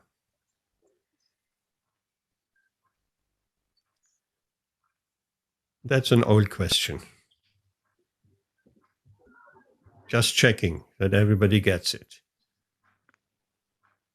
3 answers. 4 answers. Who said becoming one with the Supreme? Who said that? I said it. I did. No. Rashmi, you said it? After. Yeah. Oh, no. I didn't understand the question. Oh, your finger slipped, right? No. Becoming one, that is, the demons become one. And the impersonalists become one. Pure devotional service after liberation, after mukti. Okay. But Prabhuji, Rashmi, the that is question really what disappointing. Yes. That's an old question. Who was the spiritual master of Bilva Mangalam? Chintamani. Why are you speaking out? I'm going to mute you. Thank you, Rashmi. Don't. You're in trouble. Who said- You're in trouble, Rashmi. Yes, you are. Who said Vyasadeva? Rashmi. No. You don't remember the story of Bilva Mangalam Thakur? He was seeing the prostitute. And he was in the middle of the night and raining and storming. And she said, then, why are you seeing me? If you would have so much attachment to Krishna, you will become a pure devotee. And he took that to heart. He accepted her as his spiritual master, Chintamani.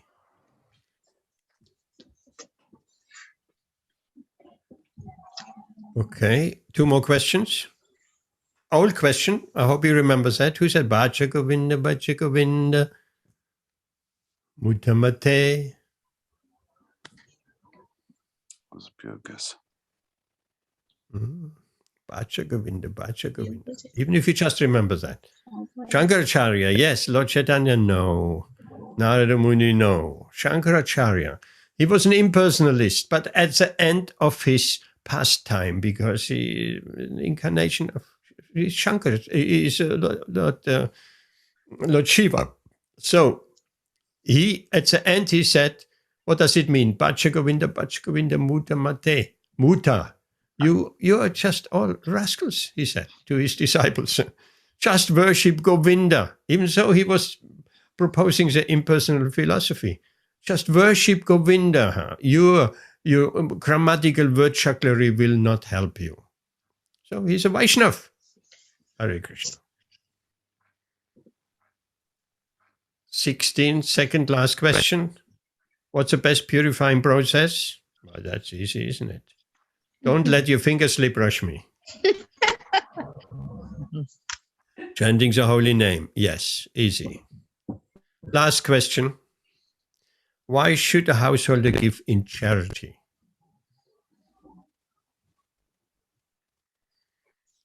Why? 3 answers have gone. 4 answers. Who said to counteract bad karma? Who said that? Come be honest. Who said to counteract bad karma, therefore we give in charity? So it was a guess, and then Oh, right. Okay, you excuse because you're so rarely here. It was a guess. No, we cannot counteract anything because we're doing good. I mean, charity is a good thing. Good deeds don't counteract bad deeds. You have to experience, you have to suffer the bad and enjoy the good. Both. It's not one canceling the other out. That's a wide misconception. That we're doing something good and then the bad will not count anymore. It doesn't work like that. Like the Prabhu who came in front of Yamaraj and he said, why I'm here? Why I'm here? I have done so many good things. And then Yamaraj said, but you have to also have done some bad things. And then he said, yeah, but my good things is canceling the bad things. And Yamaraj said, no, it's not.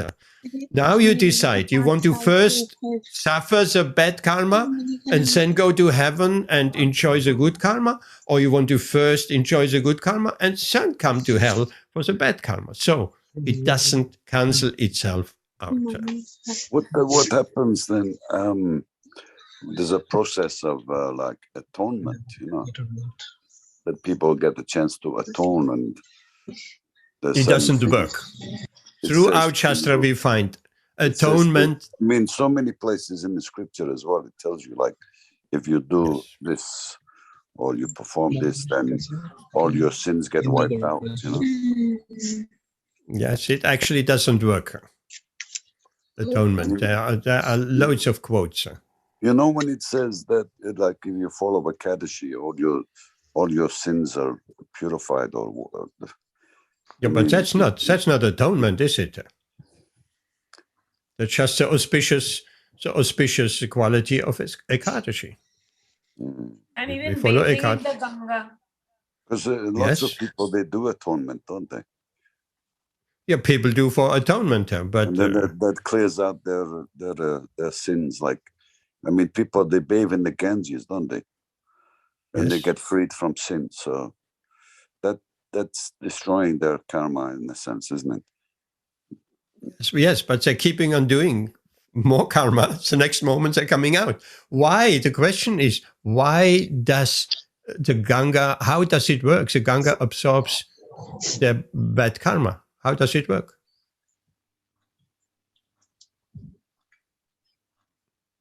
How does it work? Is the Ganga is like pure? The Ganga is pure. It's coming from Krishna, so that would be an obvious answer, but that's not really the answer.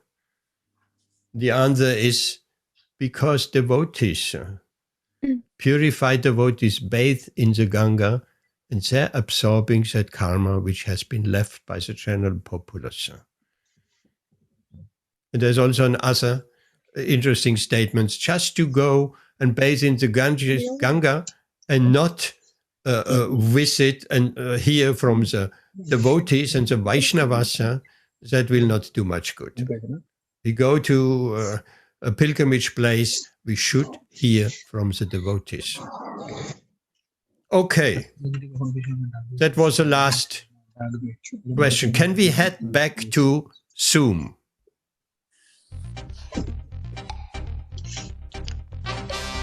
I clicked it too early. Back to Zoom.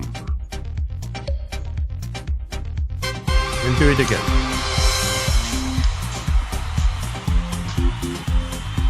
Kishori Rashmi. Rashmi, you're on the 5th place? How did that happen? Rashmi, what happened tonight? I don't know, Prabhuji. You don't know. Your finger slipped more than once.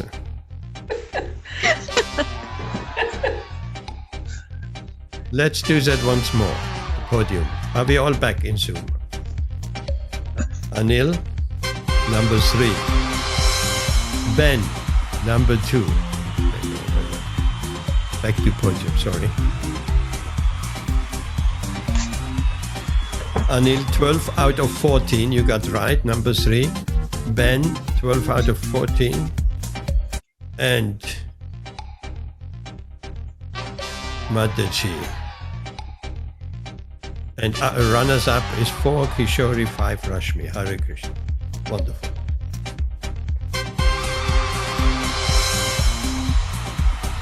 Oh, you took the first prize, Amrita Rati Mataji. Hare Krishna. Welcome. And That everybody means I else who need took the part. most blessings. Yes, we all need blessings. So we all need your blessings now, huh? Hare Krishna. So we are back. Anybody still wants to do something more? There were some questions or something. Or are we Prabhuji, I have a running? question. I have a few Yes, questions. go ahead. Go ahead. In the stages, the 9 stages. Yes. Yeah. So Yes. Shraddha is faith, right?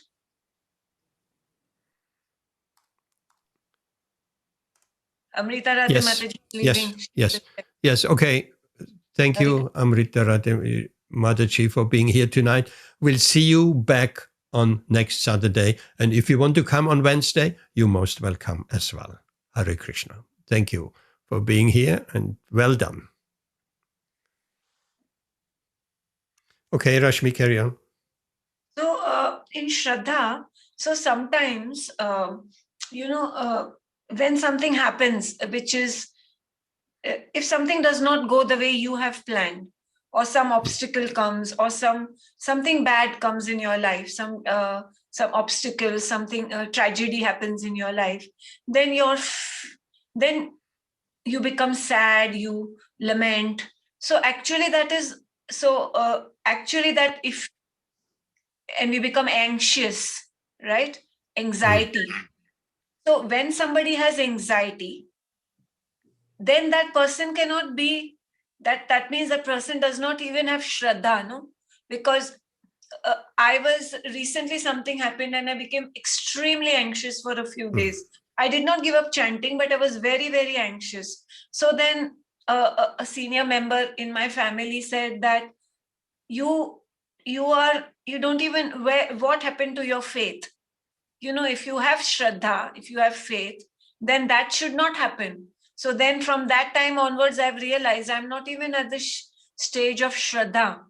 Because if it was Shraddha, full faith in Krishna, then why would I flicker like that at the time of a problem? Okay. Shraddha, like anything else really, is not an on and off switch. You have it or you don't have it. It's a slider. You have a little bit Shraddha, you have a bit more, and a bit more, and a bit more, and a bit more. So there is it's a slider. You can, like any slider, you can increase it, increase it, increase it. or a dial, you can just turn it up, up, up, up, up. And once we have full Shraddha, then that is a different story. So it's not, don't think, I got anxiety, I have no Shraddha. No, maybe you have some Shraddha to some extent, but you can have more Shraddha. And if you have 100% Shraddha, then you will not feel the anxiety. So once you have full Shraddha, so Yeah. the next stage after Shraddha, Sadhu Sangha, so you may not have full Shraddha, and yet you may be in the next stage. Are you Yes. suggesting that? Yes.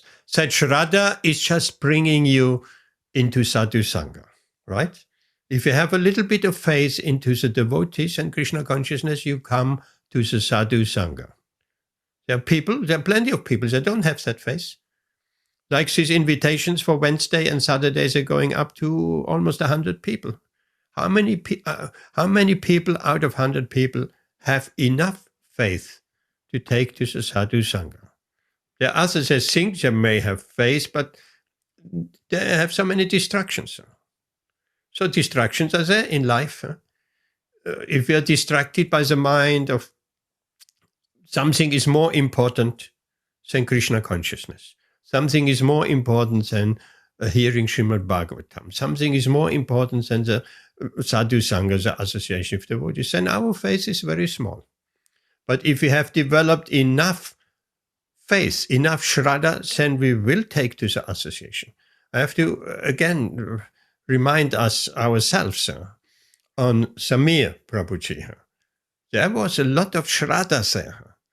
He never missed any single session of Bhagavatam and twice a week Sadhu Sangha. So because he had said faith was so strong that he felt I have to take to the association of devotees. So it's a sliding scale. And then that faith brings us into the association of devotees. And in the association of devotees, we're learning how to practice devotional service. We're committing ourselves to chant a certain number of rounds. We're engaging in some hearing. We're engaging in some chanting. We're engaging in some preaching. We're engaging in explaining a Śrīmad-Bhāgavatam verse. That is devotional service. We're reading a verse and we're saying a few words about it. We're giving a mini class, so to speak. These are all engagement in devotional service. And besides that, we may do other services. At home, we offer our foodstuff. We're dressing the deities. So many things. That is all in the association, the practical devotional service. And after that, then the purification starts. The purification comes from engagement in Krishna consciousness. That engagement may only be chanting. The engagement may be hearing. That engagement may be kirtana, speaking. What we're doing here, we're discussing, we're speaking. Everybody has a chance of speaking something from the realization in Krishna consciousness. That is kirtana, that is speaking. So all this, that is preaching basically. Then this process goes up and up and up and up. And after that, we become the anarthas. I can only say it's a very long road. How long is the road of anartha nivritti? Who can say? Purification. Forever, until you reach prem. Yeah, but I mean, can you give... Well, until you reach bhava, really. Prem, okay. Can we put a number on it? Of course, it can happen, but approximately. How long would it take? Any quotes, any references? How long is an anartha nivritti stage? Because it seems to drag on. How long we have been in Krishna consciousness? 20 years? Rashmi, how many years? And 20. still? Yeah. Yes. 20 years? Yes, 20. Yes. And all anarthas are gone? Nothing is gone. No, that is a very absolute statement. Nothing is gone. I don't believe that for a minute. But No, Prabhuji, nothing is gone. No, I don't believe that. Nothing is gone. But maybe not everything is gone. So how long? Who can say? How long? Any references? Anyone? Okay, we spoke about that before. You may not remember. Srila Prabhupada said to his young disciples, 50 years is more than enough to become fully Krishna conscious. So that gives us a little bit of some idea. 50 years is more than enough, so perhaps 40 years, but not just 2 years or 5 years or even 10 years. So it's taking a bit of time. But we have to put that in perspective. We are here in this material world since millions of lifetimes. So if it takes 40 years, okay, great, good. And that shows the urgency. If we think we don't have 40 years left, then we have to make a much more greater endeavor to become Krishna conscious. Prabhuji, So I that have is one a question. yes. I have one more question. Yes. Chaitanya Mahaprabhu, he exhibited Mahabhav, correct? Yes. No. Yes. Mahabhav is actually Radharani's bhav. But yes, Chaitanya Mahaprabhu, he came in the mood of Radharani. Okay, yes, and? So we say he exhibited Mahabhav. So Mahabhav means he was Mahabhagavat. So that if you look at him, then it is, I can talk for myself, it seems like an impossible, absolutely impossible road. How can we become, forget it, we're not talking about imitating him or reaching his level. He was Krishna himself, so we cannot become like him, but in reaching anywhere close also we can't. So then that means we will never go back home. No, I don't think like that. Lord Chaitanya is Krishna himself. So we cannot become Krishna himself, but we can become a pure devotee.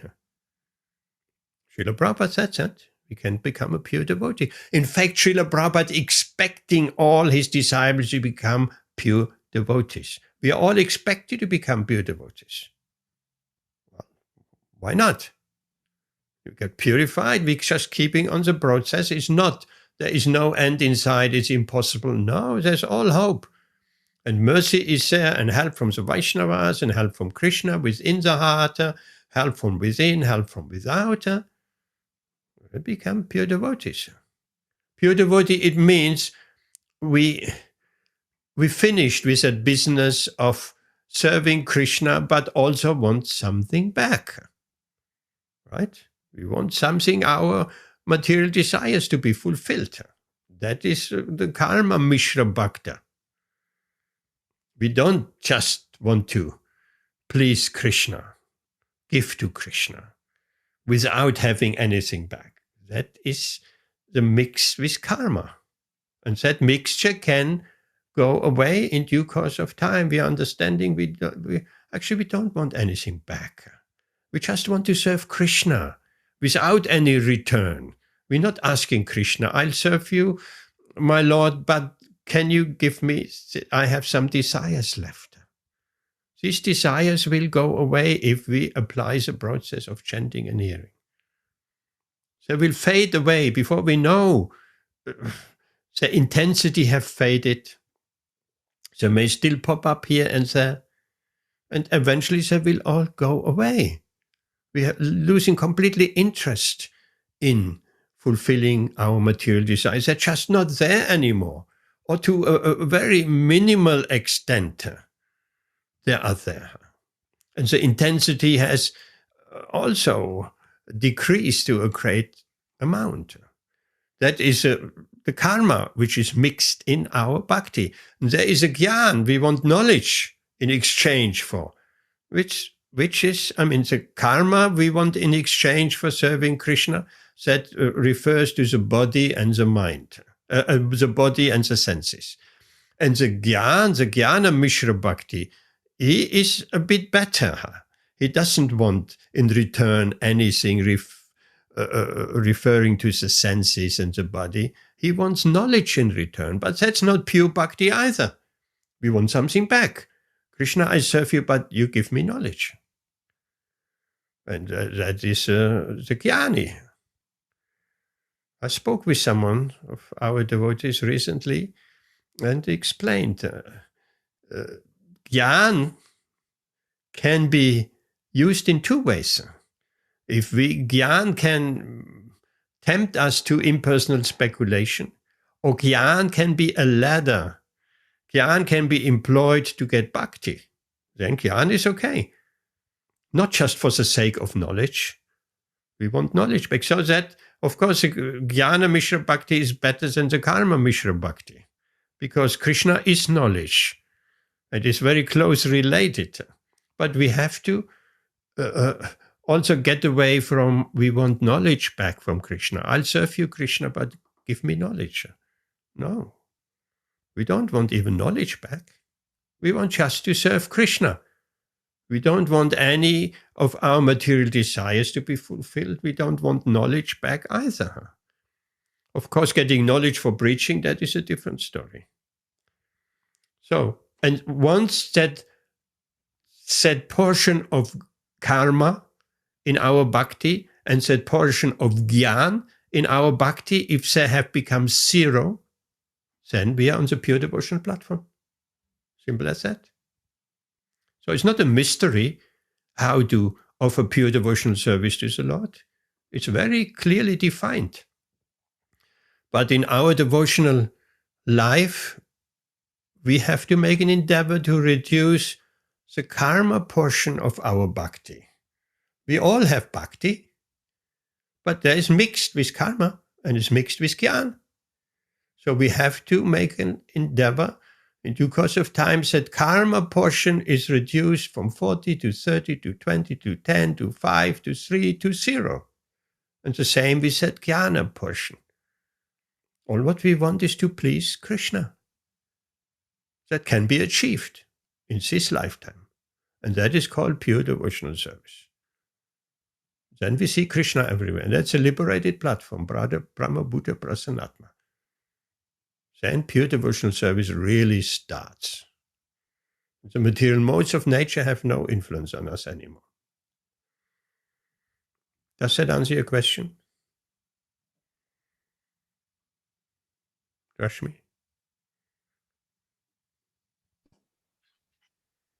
Yeah, it answers, but it does not take away the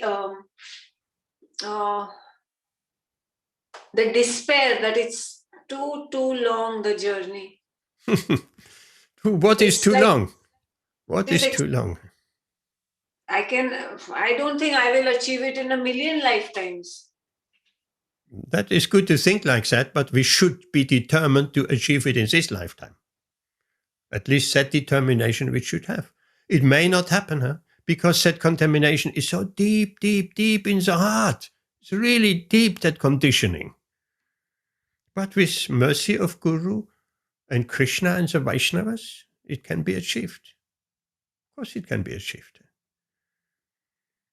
And if we do our very best and we're trying in this lifetime and we have to take another birth, then we'll finish it next lifetime. So what's the loss? What's the loss? So if a devotee leaves his body and he is, say, in, let's say he's at the stage of anartha nivriti, for example. And if the devotee, when he leaves his body and he's at that stage, and he manages to think, by his fortune, if he manages to think of Krishna at that time, at those moments, so then he goes back home to Godhead. So he does not have to reach prem. No, if you think of Krishna, Krishna says that. You think of me at the time of leaving this body. But let's not bet on that. Okay, I don't have to work very hard in my spiritual life. I hope of some kripa, of some good fortune or the mercy of my spiritual master, and then I will remember Krishna when leaving this body. No, better work very hard and work on ourselves. That this transformation from material desires to spiritual desires take place. The spiritual desires means anything in relation to Krishna. Material desires means anything not in relation to Krishna. It's a transformation. To transform our desires by dovetailing them with Krishna more and more and more, and then out of material desires, we'll have spiritual desires. Become spiritualized, everything. No, Krishna, many times throughout scriptures, we think at the time of death, we think of Krishna, we'll go back. But will we think at the time of death of Krishna? Or will we think of some of those unfulfilled material desires? Just imagine the material desires you have, the particular material desires. What's a guarantee that that particular material desire will not surface when we about to leave this body? What's the guarantee? Because we know material desires are so strong. So strong. So just at the moment we're leaving this body, suddenly the material desire, which is still in the heart, comes up. Then we don't go back. So it's not that easy to think, oh, I'll just think of Krishna at the time of death. At that moment, we, the soul, the Atma, we leaving this body. The body shuts down and we going. At that moment, to think of Krishna is not that easy. We can make an experiment. When we lay in bed, again the example, because it's a good example, because the body is kind of inactive. We're not asleep yet, we're laying down and we're going to rest. And can we mold ourselves, our mind, in such a way that there are no material desires, no material thoughts in the mind for a minute, for 2 minutes, for 5 minutes, for 10 minutes? There's so many material desires coming up in the mind. Even Arjuna was saying, how is it possible, Krishna said, to control these desires? Are coming as if by force. Yes, they do come by force. So they need purifying. And that the purifying process is the chanting and the hearing. And if we engage in the chanting and hearing regularly and prolonged, then this, even deep down, this root of that bamboo tree will be destroyed.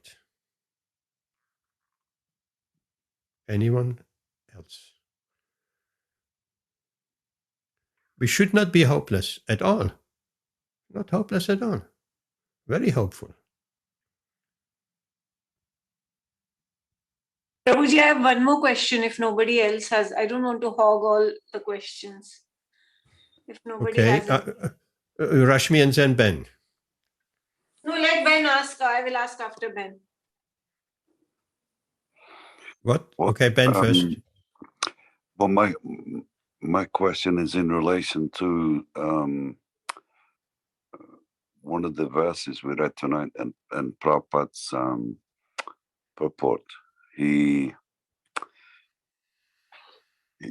mentioned about the charity to the Brahmins, you know. They were giving to the Vaishnavas better. Oh, but it did say Brahmins, but okay. And he mentioned about horses, elephants, gold, grains, the best of grains and everything. And is about the proper persons to give charity to. But to me, it comes across more in a like there's a distinction and discrimination there against people in the like lower castes. I would give an example that that the whole system is interdependent on every caste performing their duty. Without one performing, then the whole thing doesn't work properly. And then it's like, example, if you say like you have a big hospital and you have the doctors there, like, and the consultants, they're at the top of the tree, if you like. But at the bottom, you have people, they're like the cleaners, ancillary staff. But if the ancillary staff and the cleaners, they stop working, then the whole system, the whole hospital will grind to a halt. You know what I mean? So it's Yes. like, from a spiritual perspective as well, it shouldn't be, it feels like the Brahmins are accorded a much higher position than the Sutra people. I just felt that that's a materialistic way to view it, isn't it? Yes, wouldn't you agree? Yes, And it is not. that they're more worthy than they're more worthy of charity than anyone else, you know. But if you have, you know, if you're compassionate to people, people who are suffering, everybody's suffering to some extent, some more than others, and if we just ignore their need and just supply to one group of people, do you know what I mean? It doesn't seem. Yes. It doesn't seem very fair. Yes. Okay. So why give charity to the Brahmins? Because the Brahmins distribute such charity to everybody else. So Brahmins are not hoarding. A Brahmin by nature is very austere. He's very simple lifestyle. He doesn't accumulate any goods and nothing of that sort.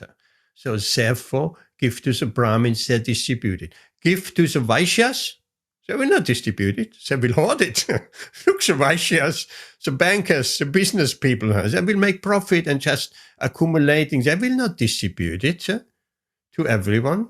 Neither will the Shudras. They will just enjoy it. They will just spend it very quickly. So that's why the Brahmins, proper Brahmins, are the best recipient of the charity. They will not keep it for themselves. I mean, according to Shastra, I mean, Brahmins, I mean, well, Nandu Maharaj, he used to give astronomical cows in charity to the Brahmins, yeah. So they had everything they wanted, all their needs. They had so many animals, cows and milk and everything what they ever wanted. So they lived in like a kind of situation where they didn't ask or want for anything. Who? You know, who? The Brahmins. They didn't want to need for anything. They gave it all away. But some Brahmins, they don't have nothing. I mean, if you look at the story of Sutama Brahman, he was so poor. He was extremely poor, poverty-stricken. Yes. So it's like some Brahmins seem to be recipients of a lot of charity, but some Brahmins they were quite poverty-stricken as well. Many Brahmins. Look at Kolavecha Shrita. He was a banana seller in Bengal, where banana trees growing right and left, and he was selling banana products. But he was happy. He didn't want anything more than that. He was fixed in his devotional service. So much so that Lord Chaitanya came and he drank from his own water pot and. So Brahmins are generally very poor. You know this story of Sudama Brahman, because he was so poor. And living in a poverty-stricken life, but in the end, he he was given so much wealth and riches that But he didn't ask for that. He didn't ask for that. And he didn't know what to do. He was given so much that he didn't know what to do with it. No, he didn't ask for it, but because he'd given some grains of chipped rice to Krishna.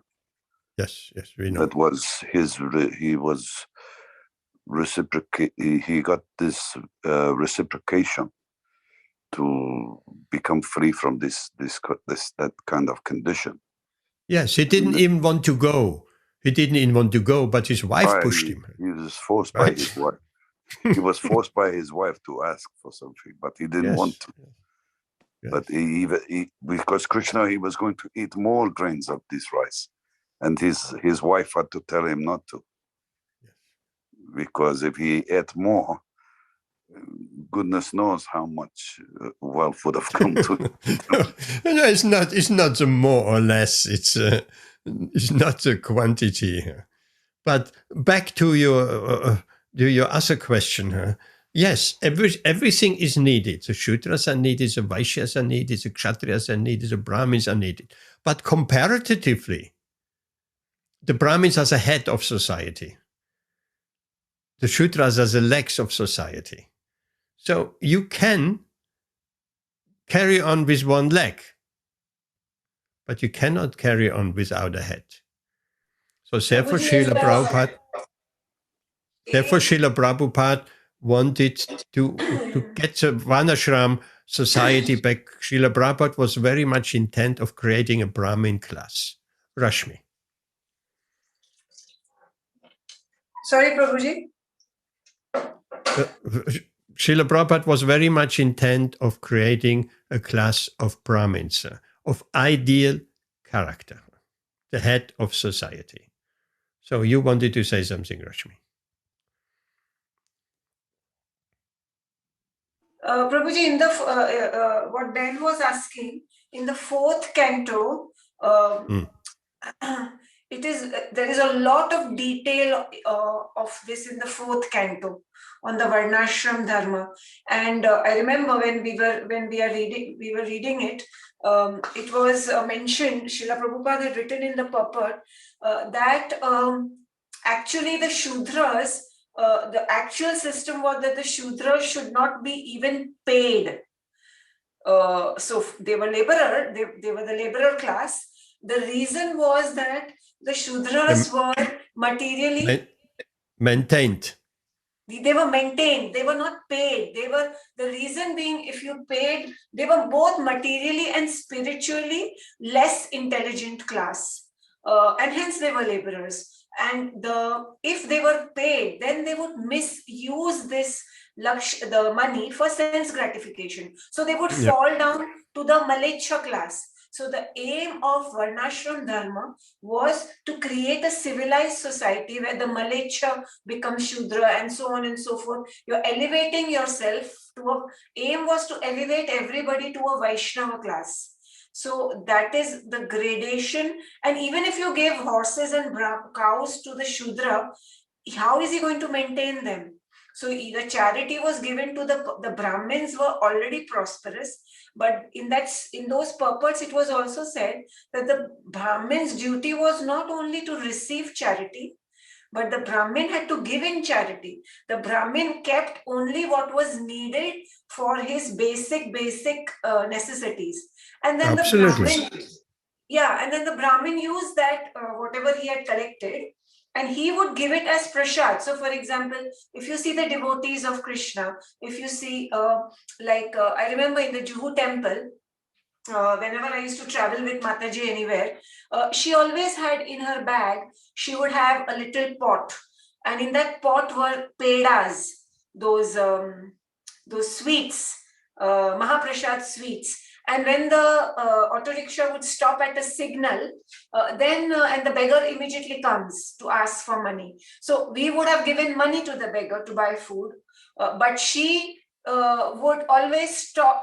Always when the beggar would come, she would take out Mahaprasad and she would give. So she would explain that Prabhupada used to say that do not give in charity to the Shudra, because that means you're losing your compassion, but you have to give them prasad.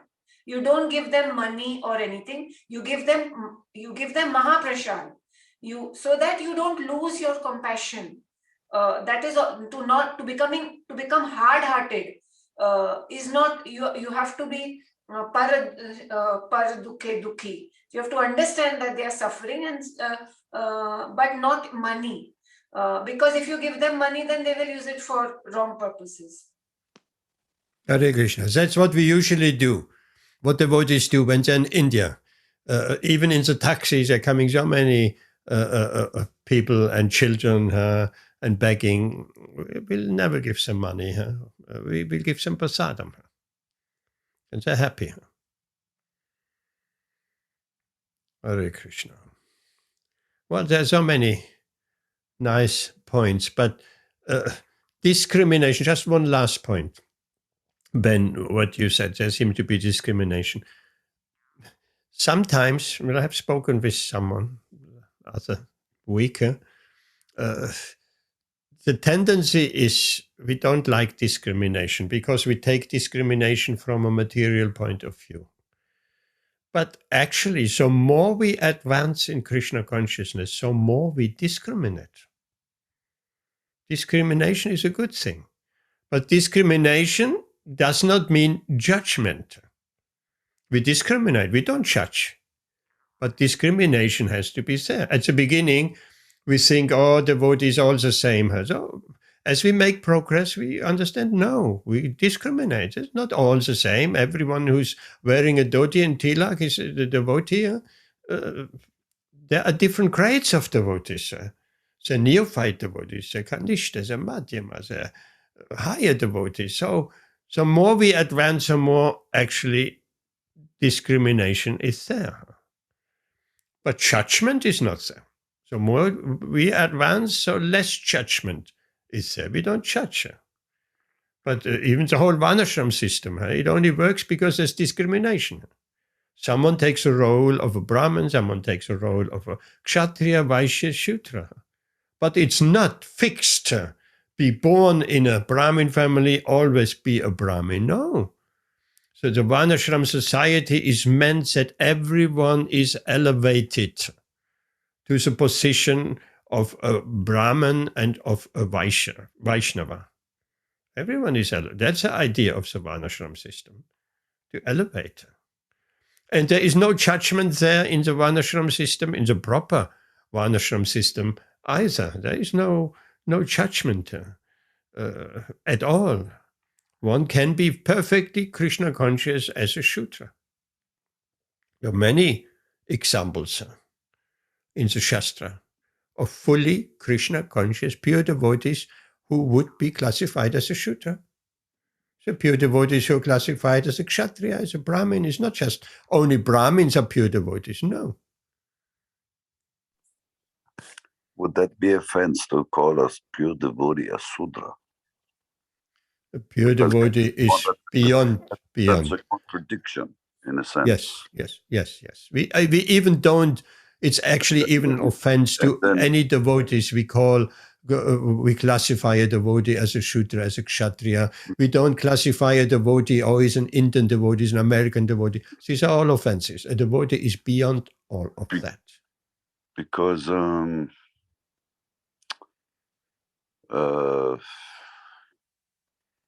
I mean, it's not, again, this thing about, we spoke about tonight as well, and Prabhupada mentioned it, about parentage. You know, pure devotion is not dependent on the parentage or anything like that. I mean, Lord Chaitanya, I think there's a reference to someone who was classed as a Chandala. I don't know, is Chandala something, a dog eater or something? Yes, it's lower than the Shudra.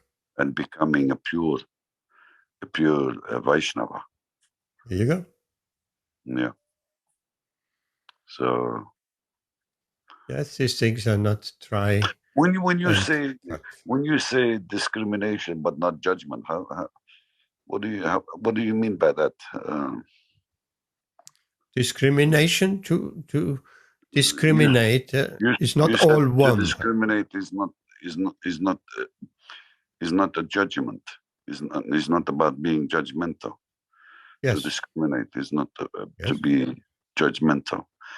Yes. Can you explain a little bit Well, what you mean by that? if we can discriminate in whichever we can, let's put it like that, we can discriminate, we understand what is a Kanishta devotee, what is a Madhyama devotee, what's a neophyte devotee, we can discriminate, but we don't judge.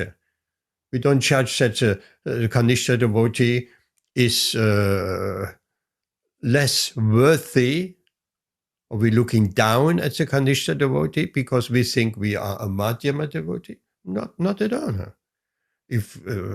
But there are symptoms, someone is a Kanishta devotee. So what we do, we help him. If we are more advanced than someone else, we help them to pull them up. We do everything possible to help them in their advancement of Krishna consciousness. There's no question of judgment. What does judgment help? Judgment doesn't do anything. It's just the opposite. If people feel, if they are judged, that you think you are better than them. A devotee doesn't think he's better than anybody. In fact, when some audience member challenged Srila Prabhupada, you're sitting on, and he was talking about Kshatriya, Vaishya, Brahmin, Shudra, and he was sitting on the Vyasasan, and someone in the audience challenged, who you think you are? You think you are first class? And Srila Prabhupada, for some time, it was quiet, and then he said, no, I'm actually fourth class. I'm the servant of everyone. That is the idea. A pure devotee is a servant of everyone. That was a point I was going to make as well, because if someone is in the position of a pure devotee, they don't feeling superior to anyone. They're not giving off any kind of superior attitude or feeling. That means no judgment, isn't it? If you are in that position, then you're not judging anyone. You're not, because there's no false ego there. So you're just that person is just them, their true self. So they know who they are. They don't have to. They are not going to give off anything that they're superior or inferior. They are just exactly who they are. Pure devotee means servant of everyone. Is that what it means? Servant of the servant of the servant. Yes, of everyone. Okay. And we are massively over time. Anything else? But it's good that so much discussion has come about. It's absolutely beautiful. And then everybody is still here. Hare Krishna. Prabhuji, I have one question.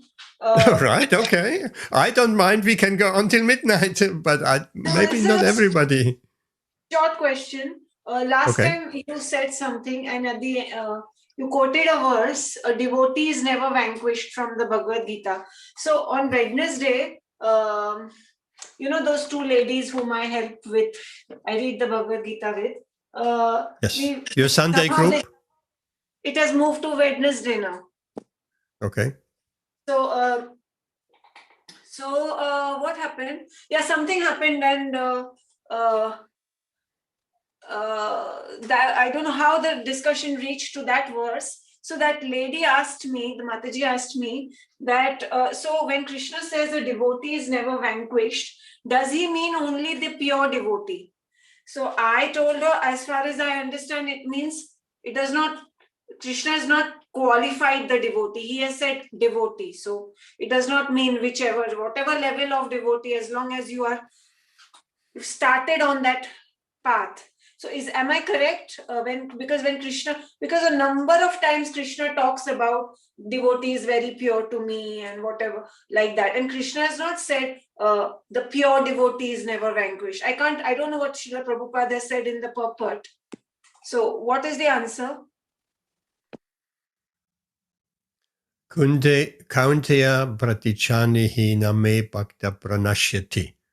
Declare it boldly, Arjuna. My devotee is never vanquished. Well, Krishna also says there is no loss or diminution on this path, and a little advancement can protect one from the most dangerous type of fear. So a devotee is, what is vanquished? Destroyed, vanquished? No, any devotee is never vanquished. But if someone is a pure devotee, said Krishna has a very special relationship with his pure devotee. Right? Very special. He will reciprocate fully, 100% with a pure devotee. That is Krishna's special reciprocation. A pure devotee is like Krishna in a sense. Krishna likes to exchange. We're speaking of the stage of Bhava. Krishna likes to exchange emotions with his pure devotee. Very dear to him. But yes, Bhagavad Gita says, my devotee will never be vanquished. So even a Kanishta devotee or Madhyama devotee will not be vanquished. It will be always protected. But we may not come to the stage of pure devotional service so quickly. It may take a few lifetimes. And if we make a very big push, we really understand time is running out, and we really need to get our act together.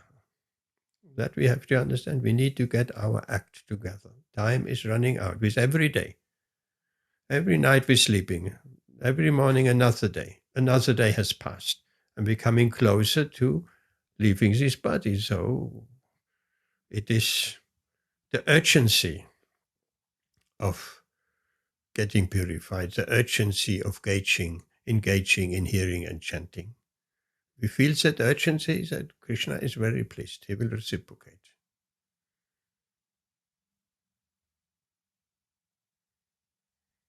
There is something to do from our side, and there is something on Krishna's side as well, and his mercy and his reciprocation. Vaishnava Mataji.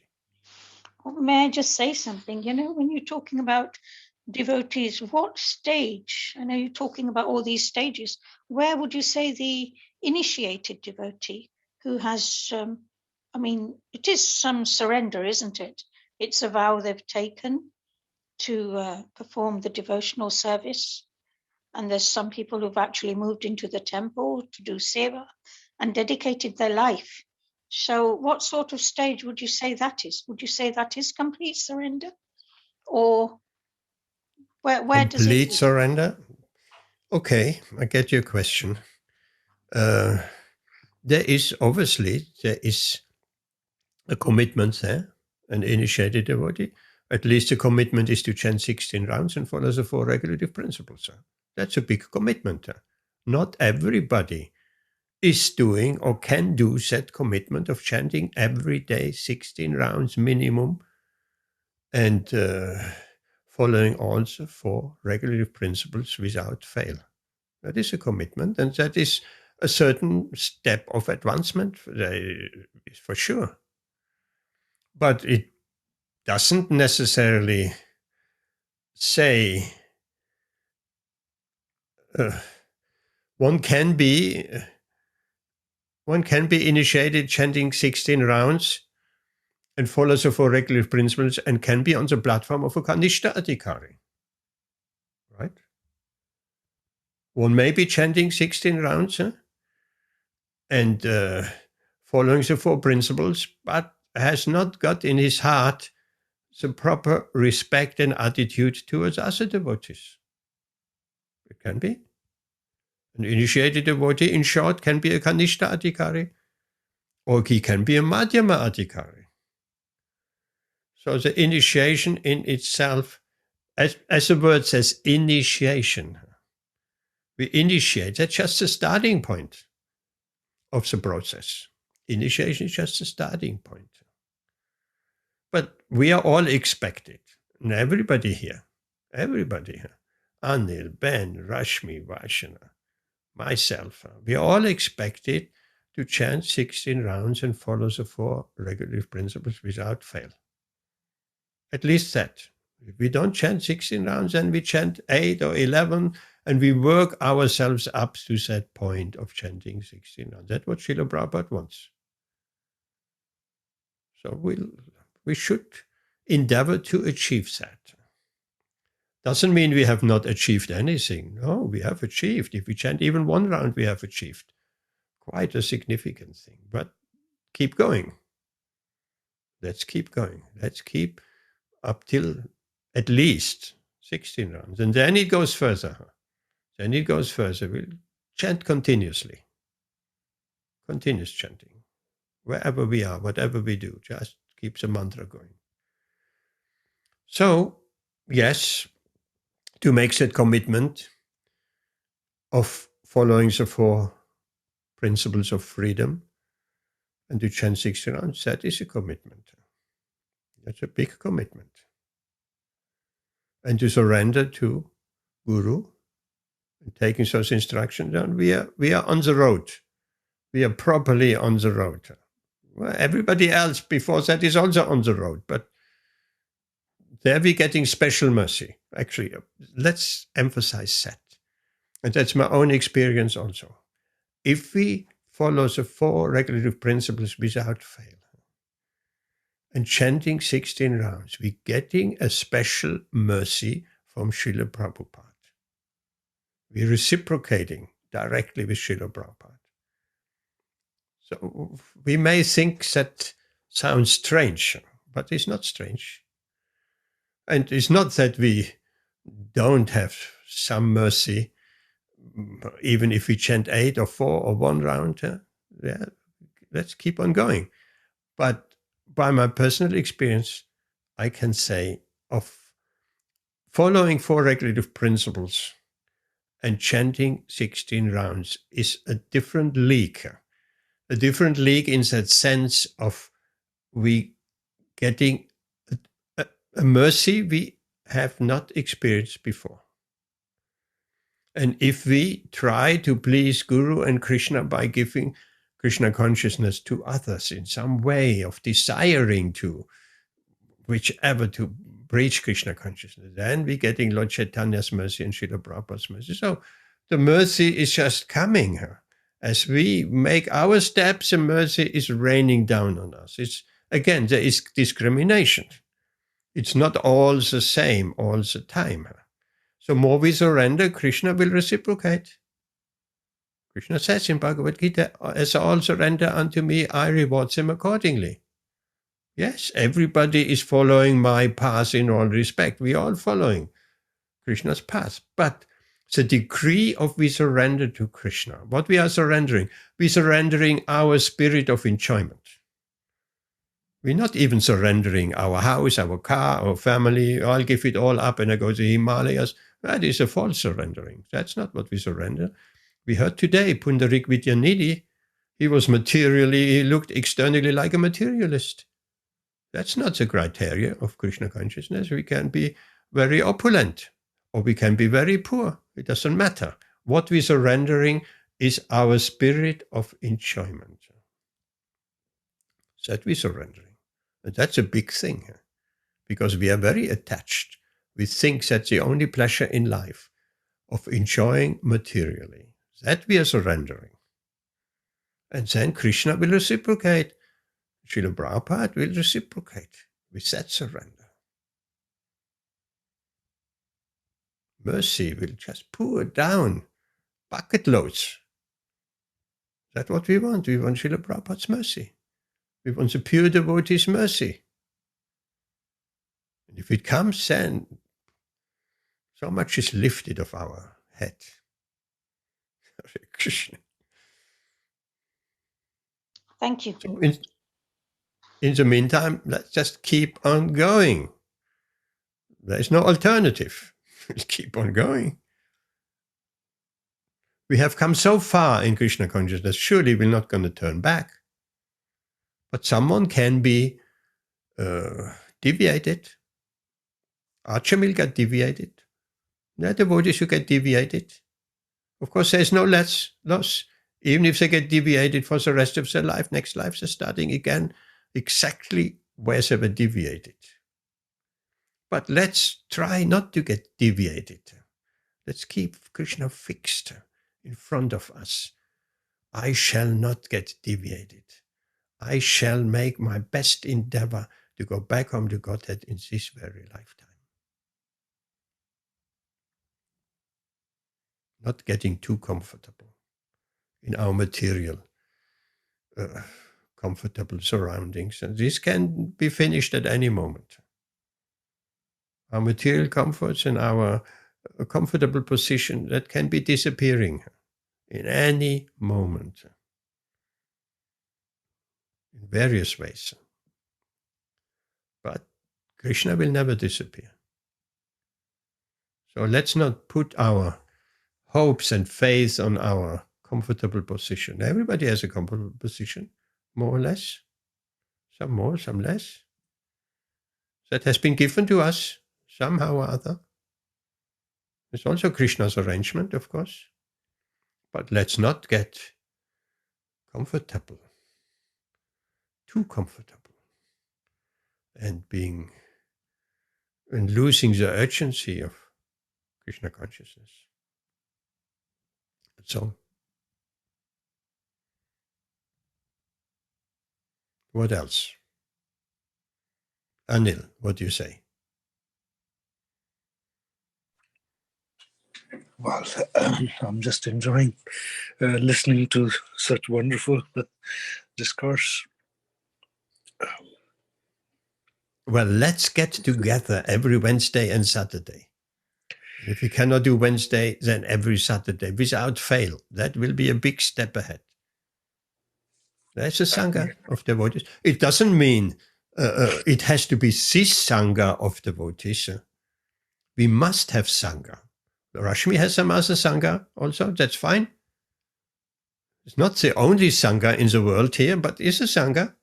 It's an association of devotees. And how many devotees have been here tonight? It's beautiful, it's wonderful. So, but if we don't have any other Sangha, and we only don't take to these Sanghas, then we're losing out. We're losing out. If we have some other Sangha, fine, great, wonderful.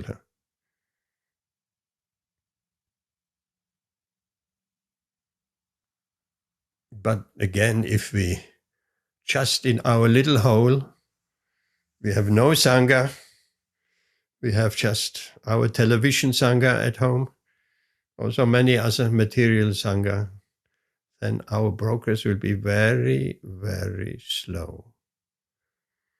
And if we, at that speed, we don't accelerate that speed, it may take several lifetimes to come to the goal.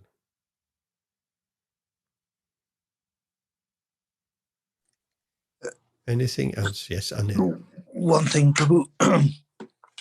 I cannot remember the reference, but I read a verse in Garur Puran that saying that if my devotee, Krishna says, if my devotee, for whatever reason, cannot remember me at the time of his death, then I will remember him. If the condition is if he's a devotee, then I will remember him and take him with me. Yes, that is there as well. That is Krishna's special mercy.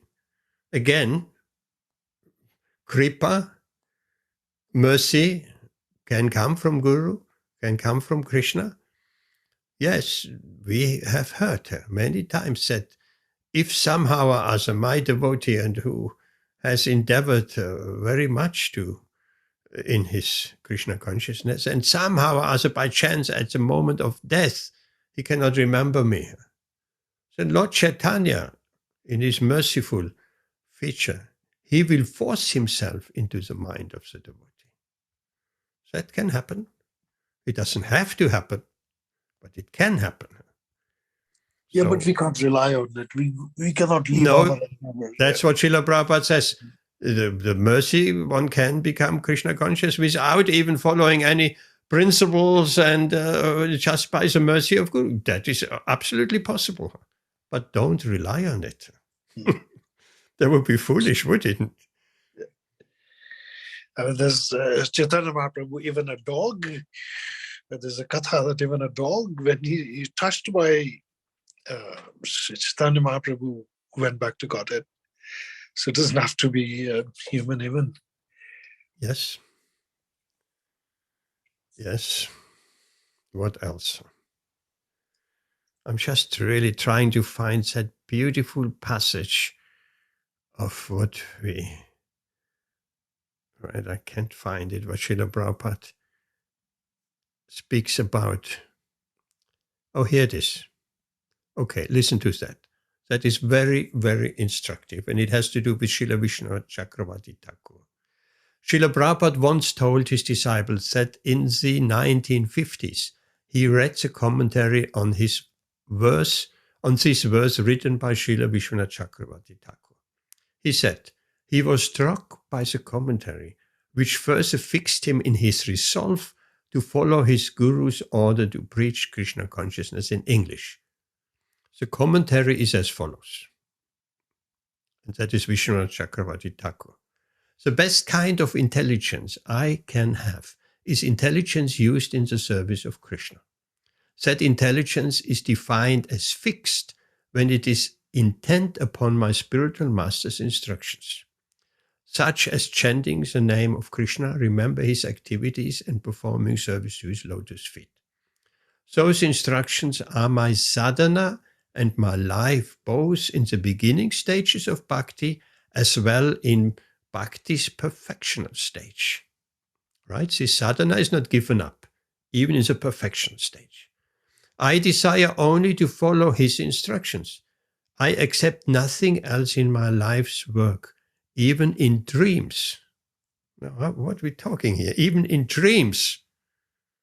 Not said at night with dreaming or of material enjoyment. No, even in dreams.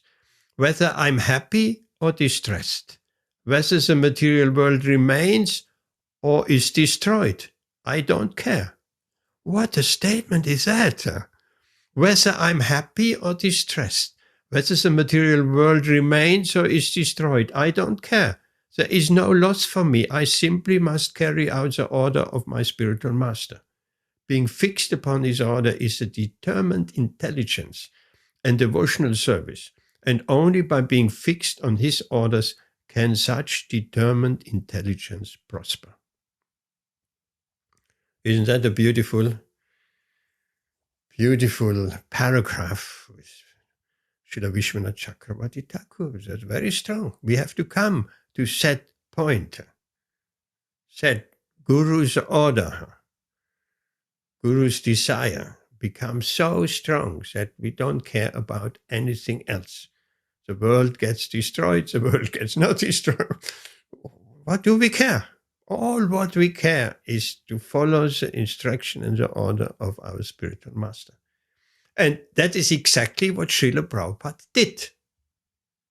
So many times he has explained, I have no qualification, absolutely none. The only thing I have to say is I followed the order of my spiritual master.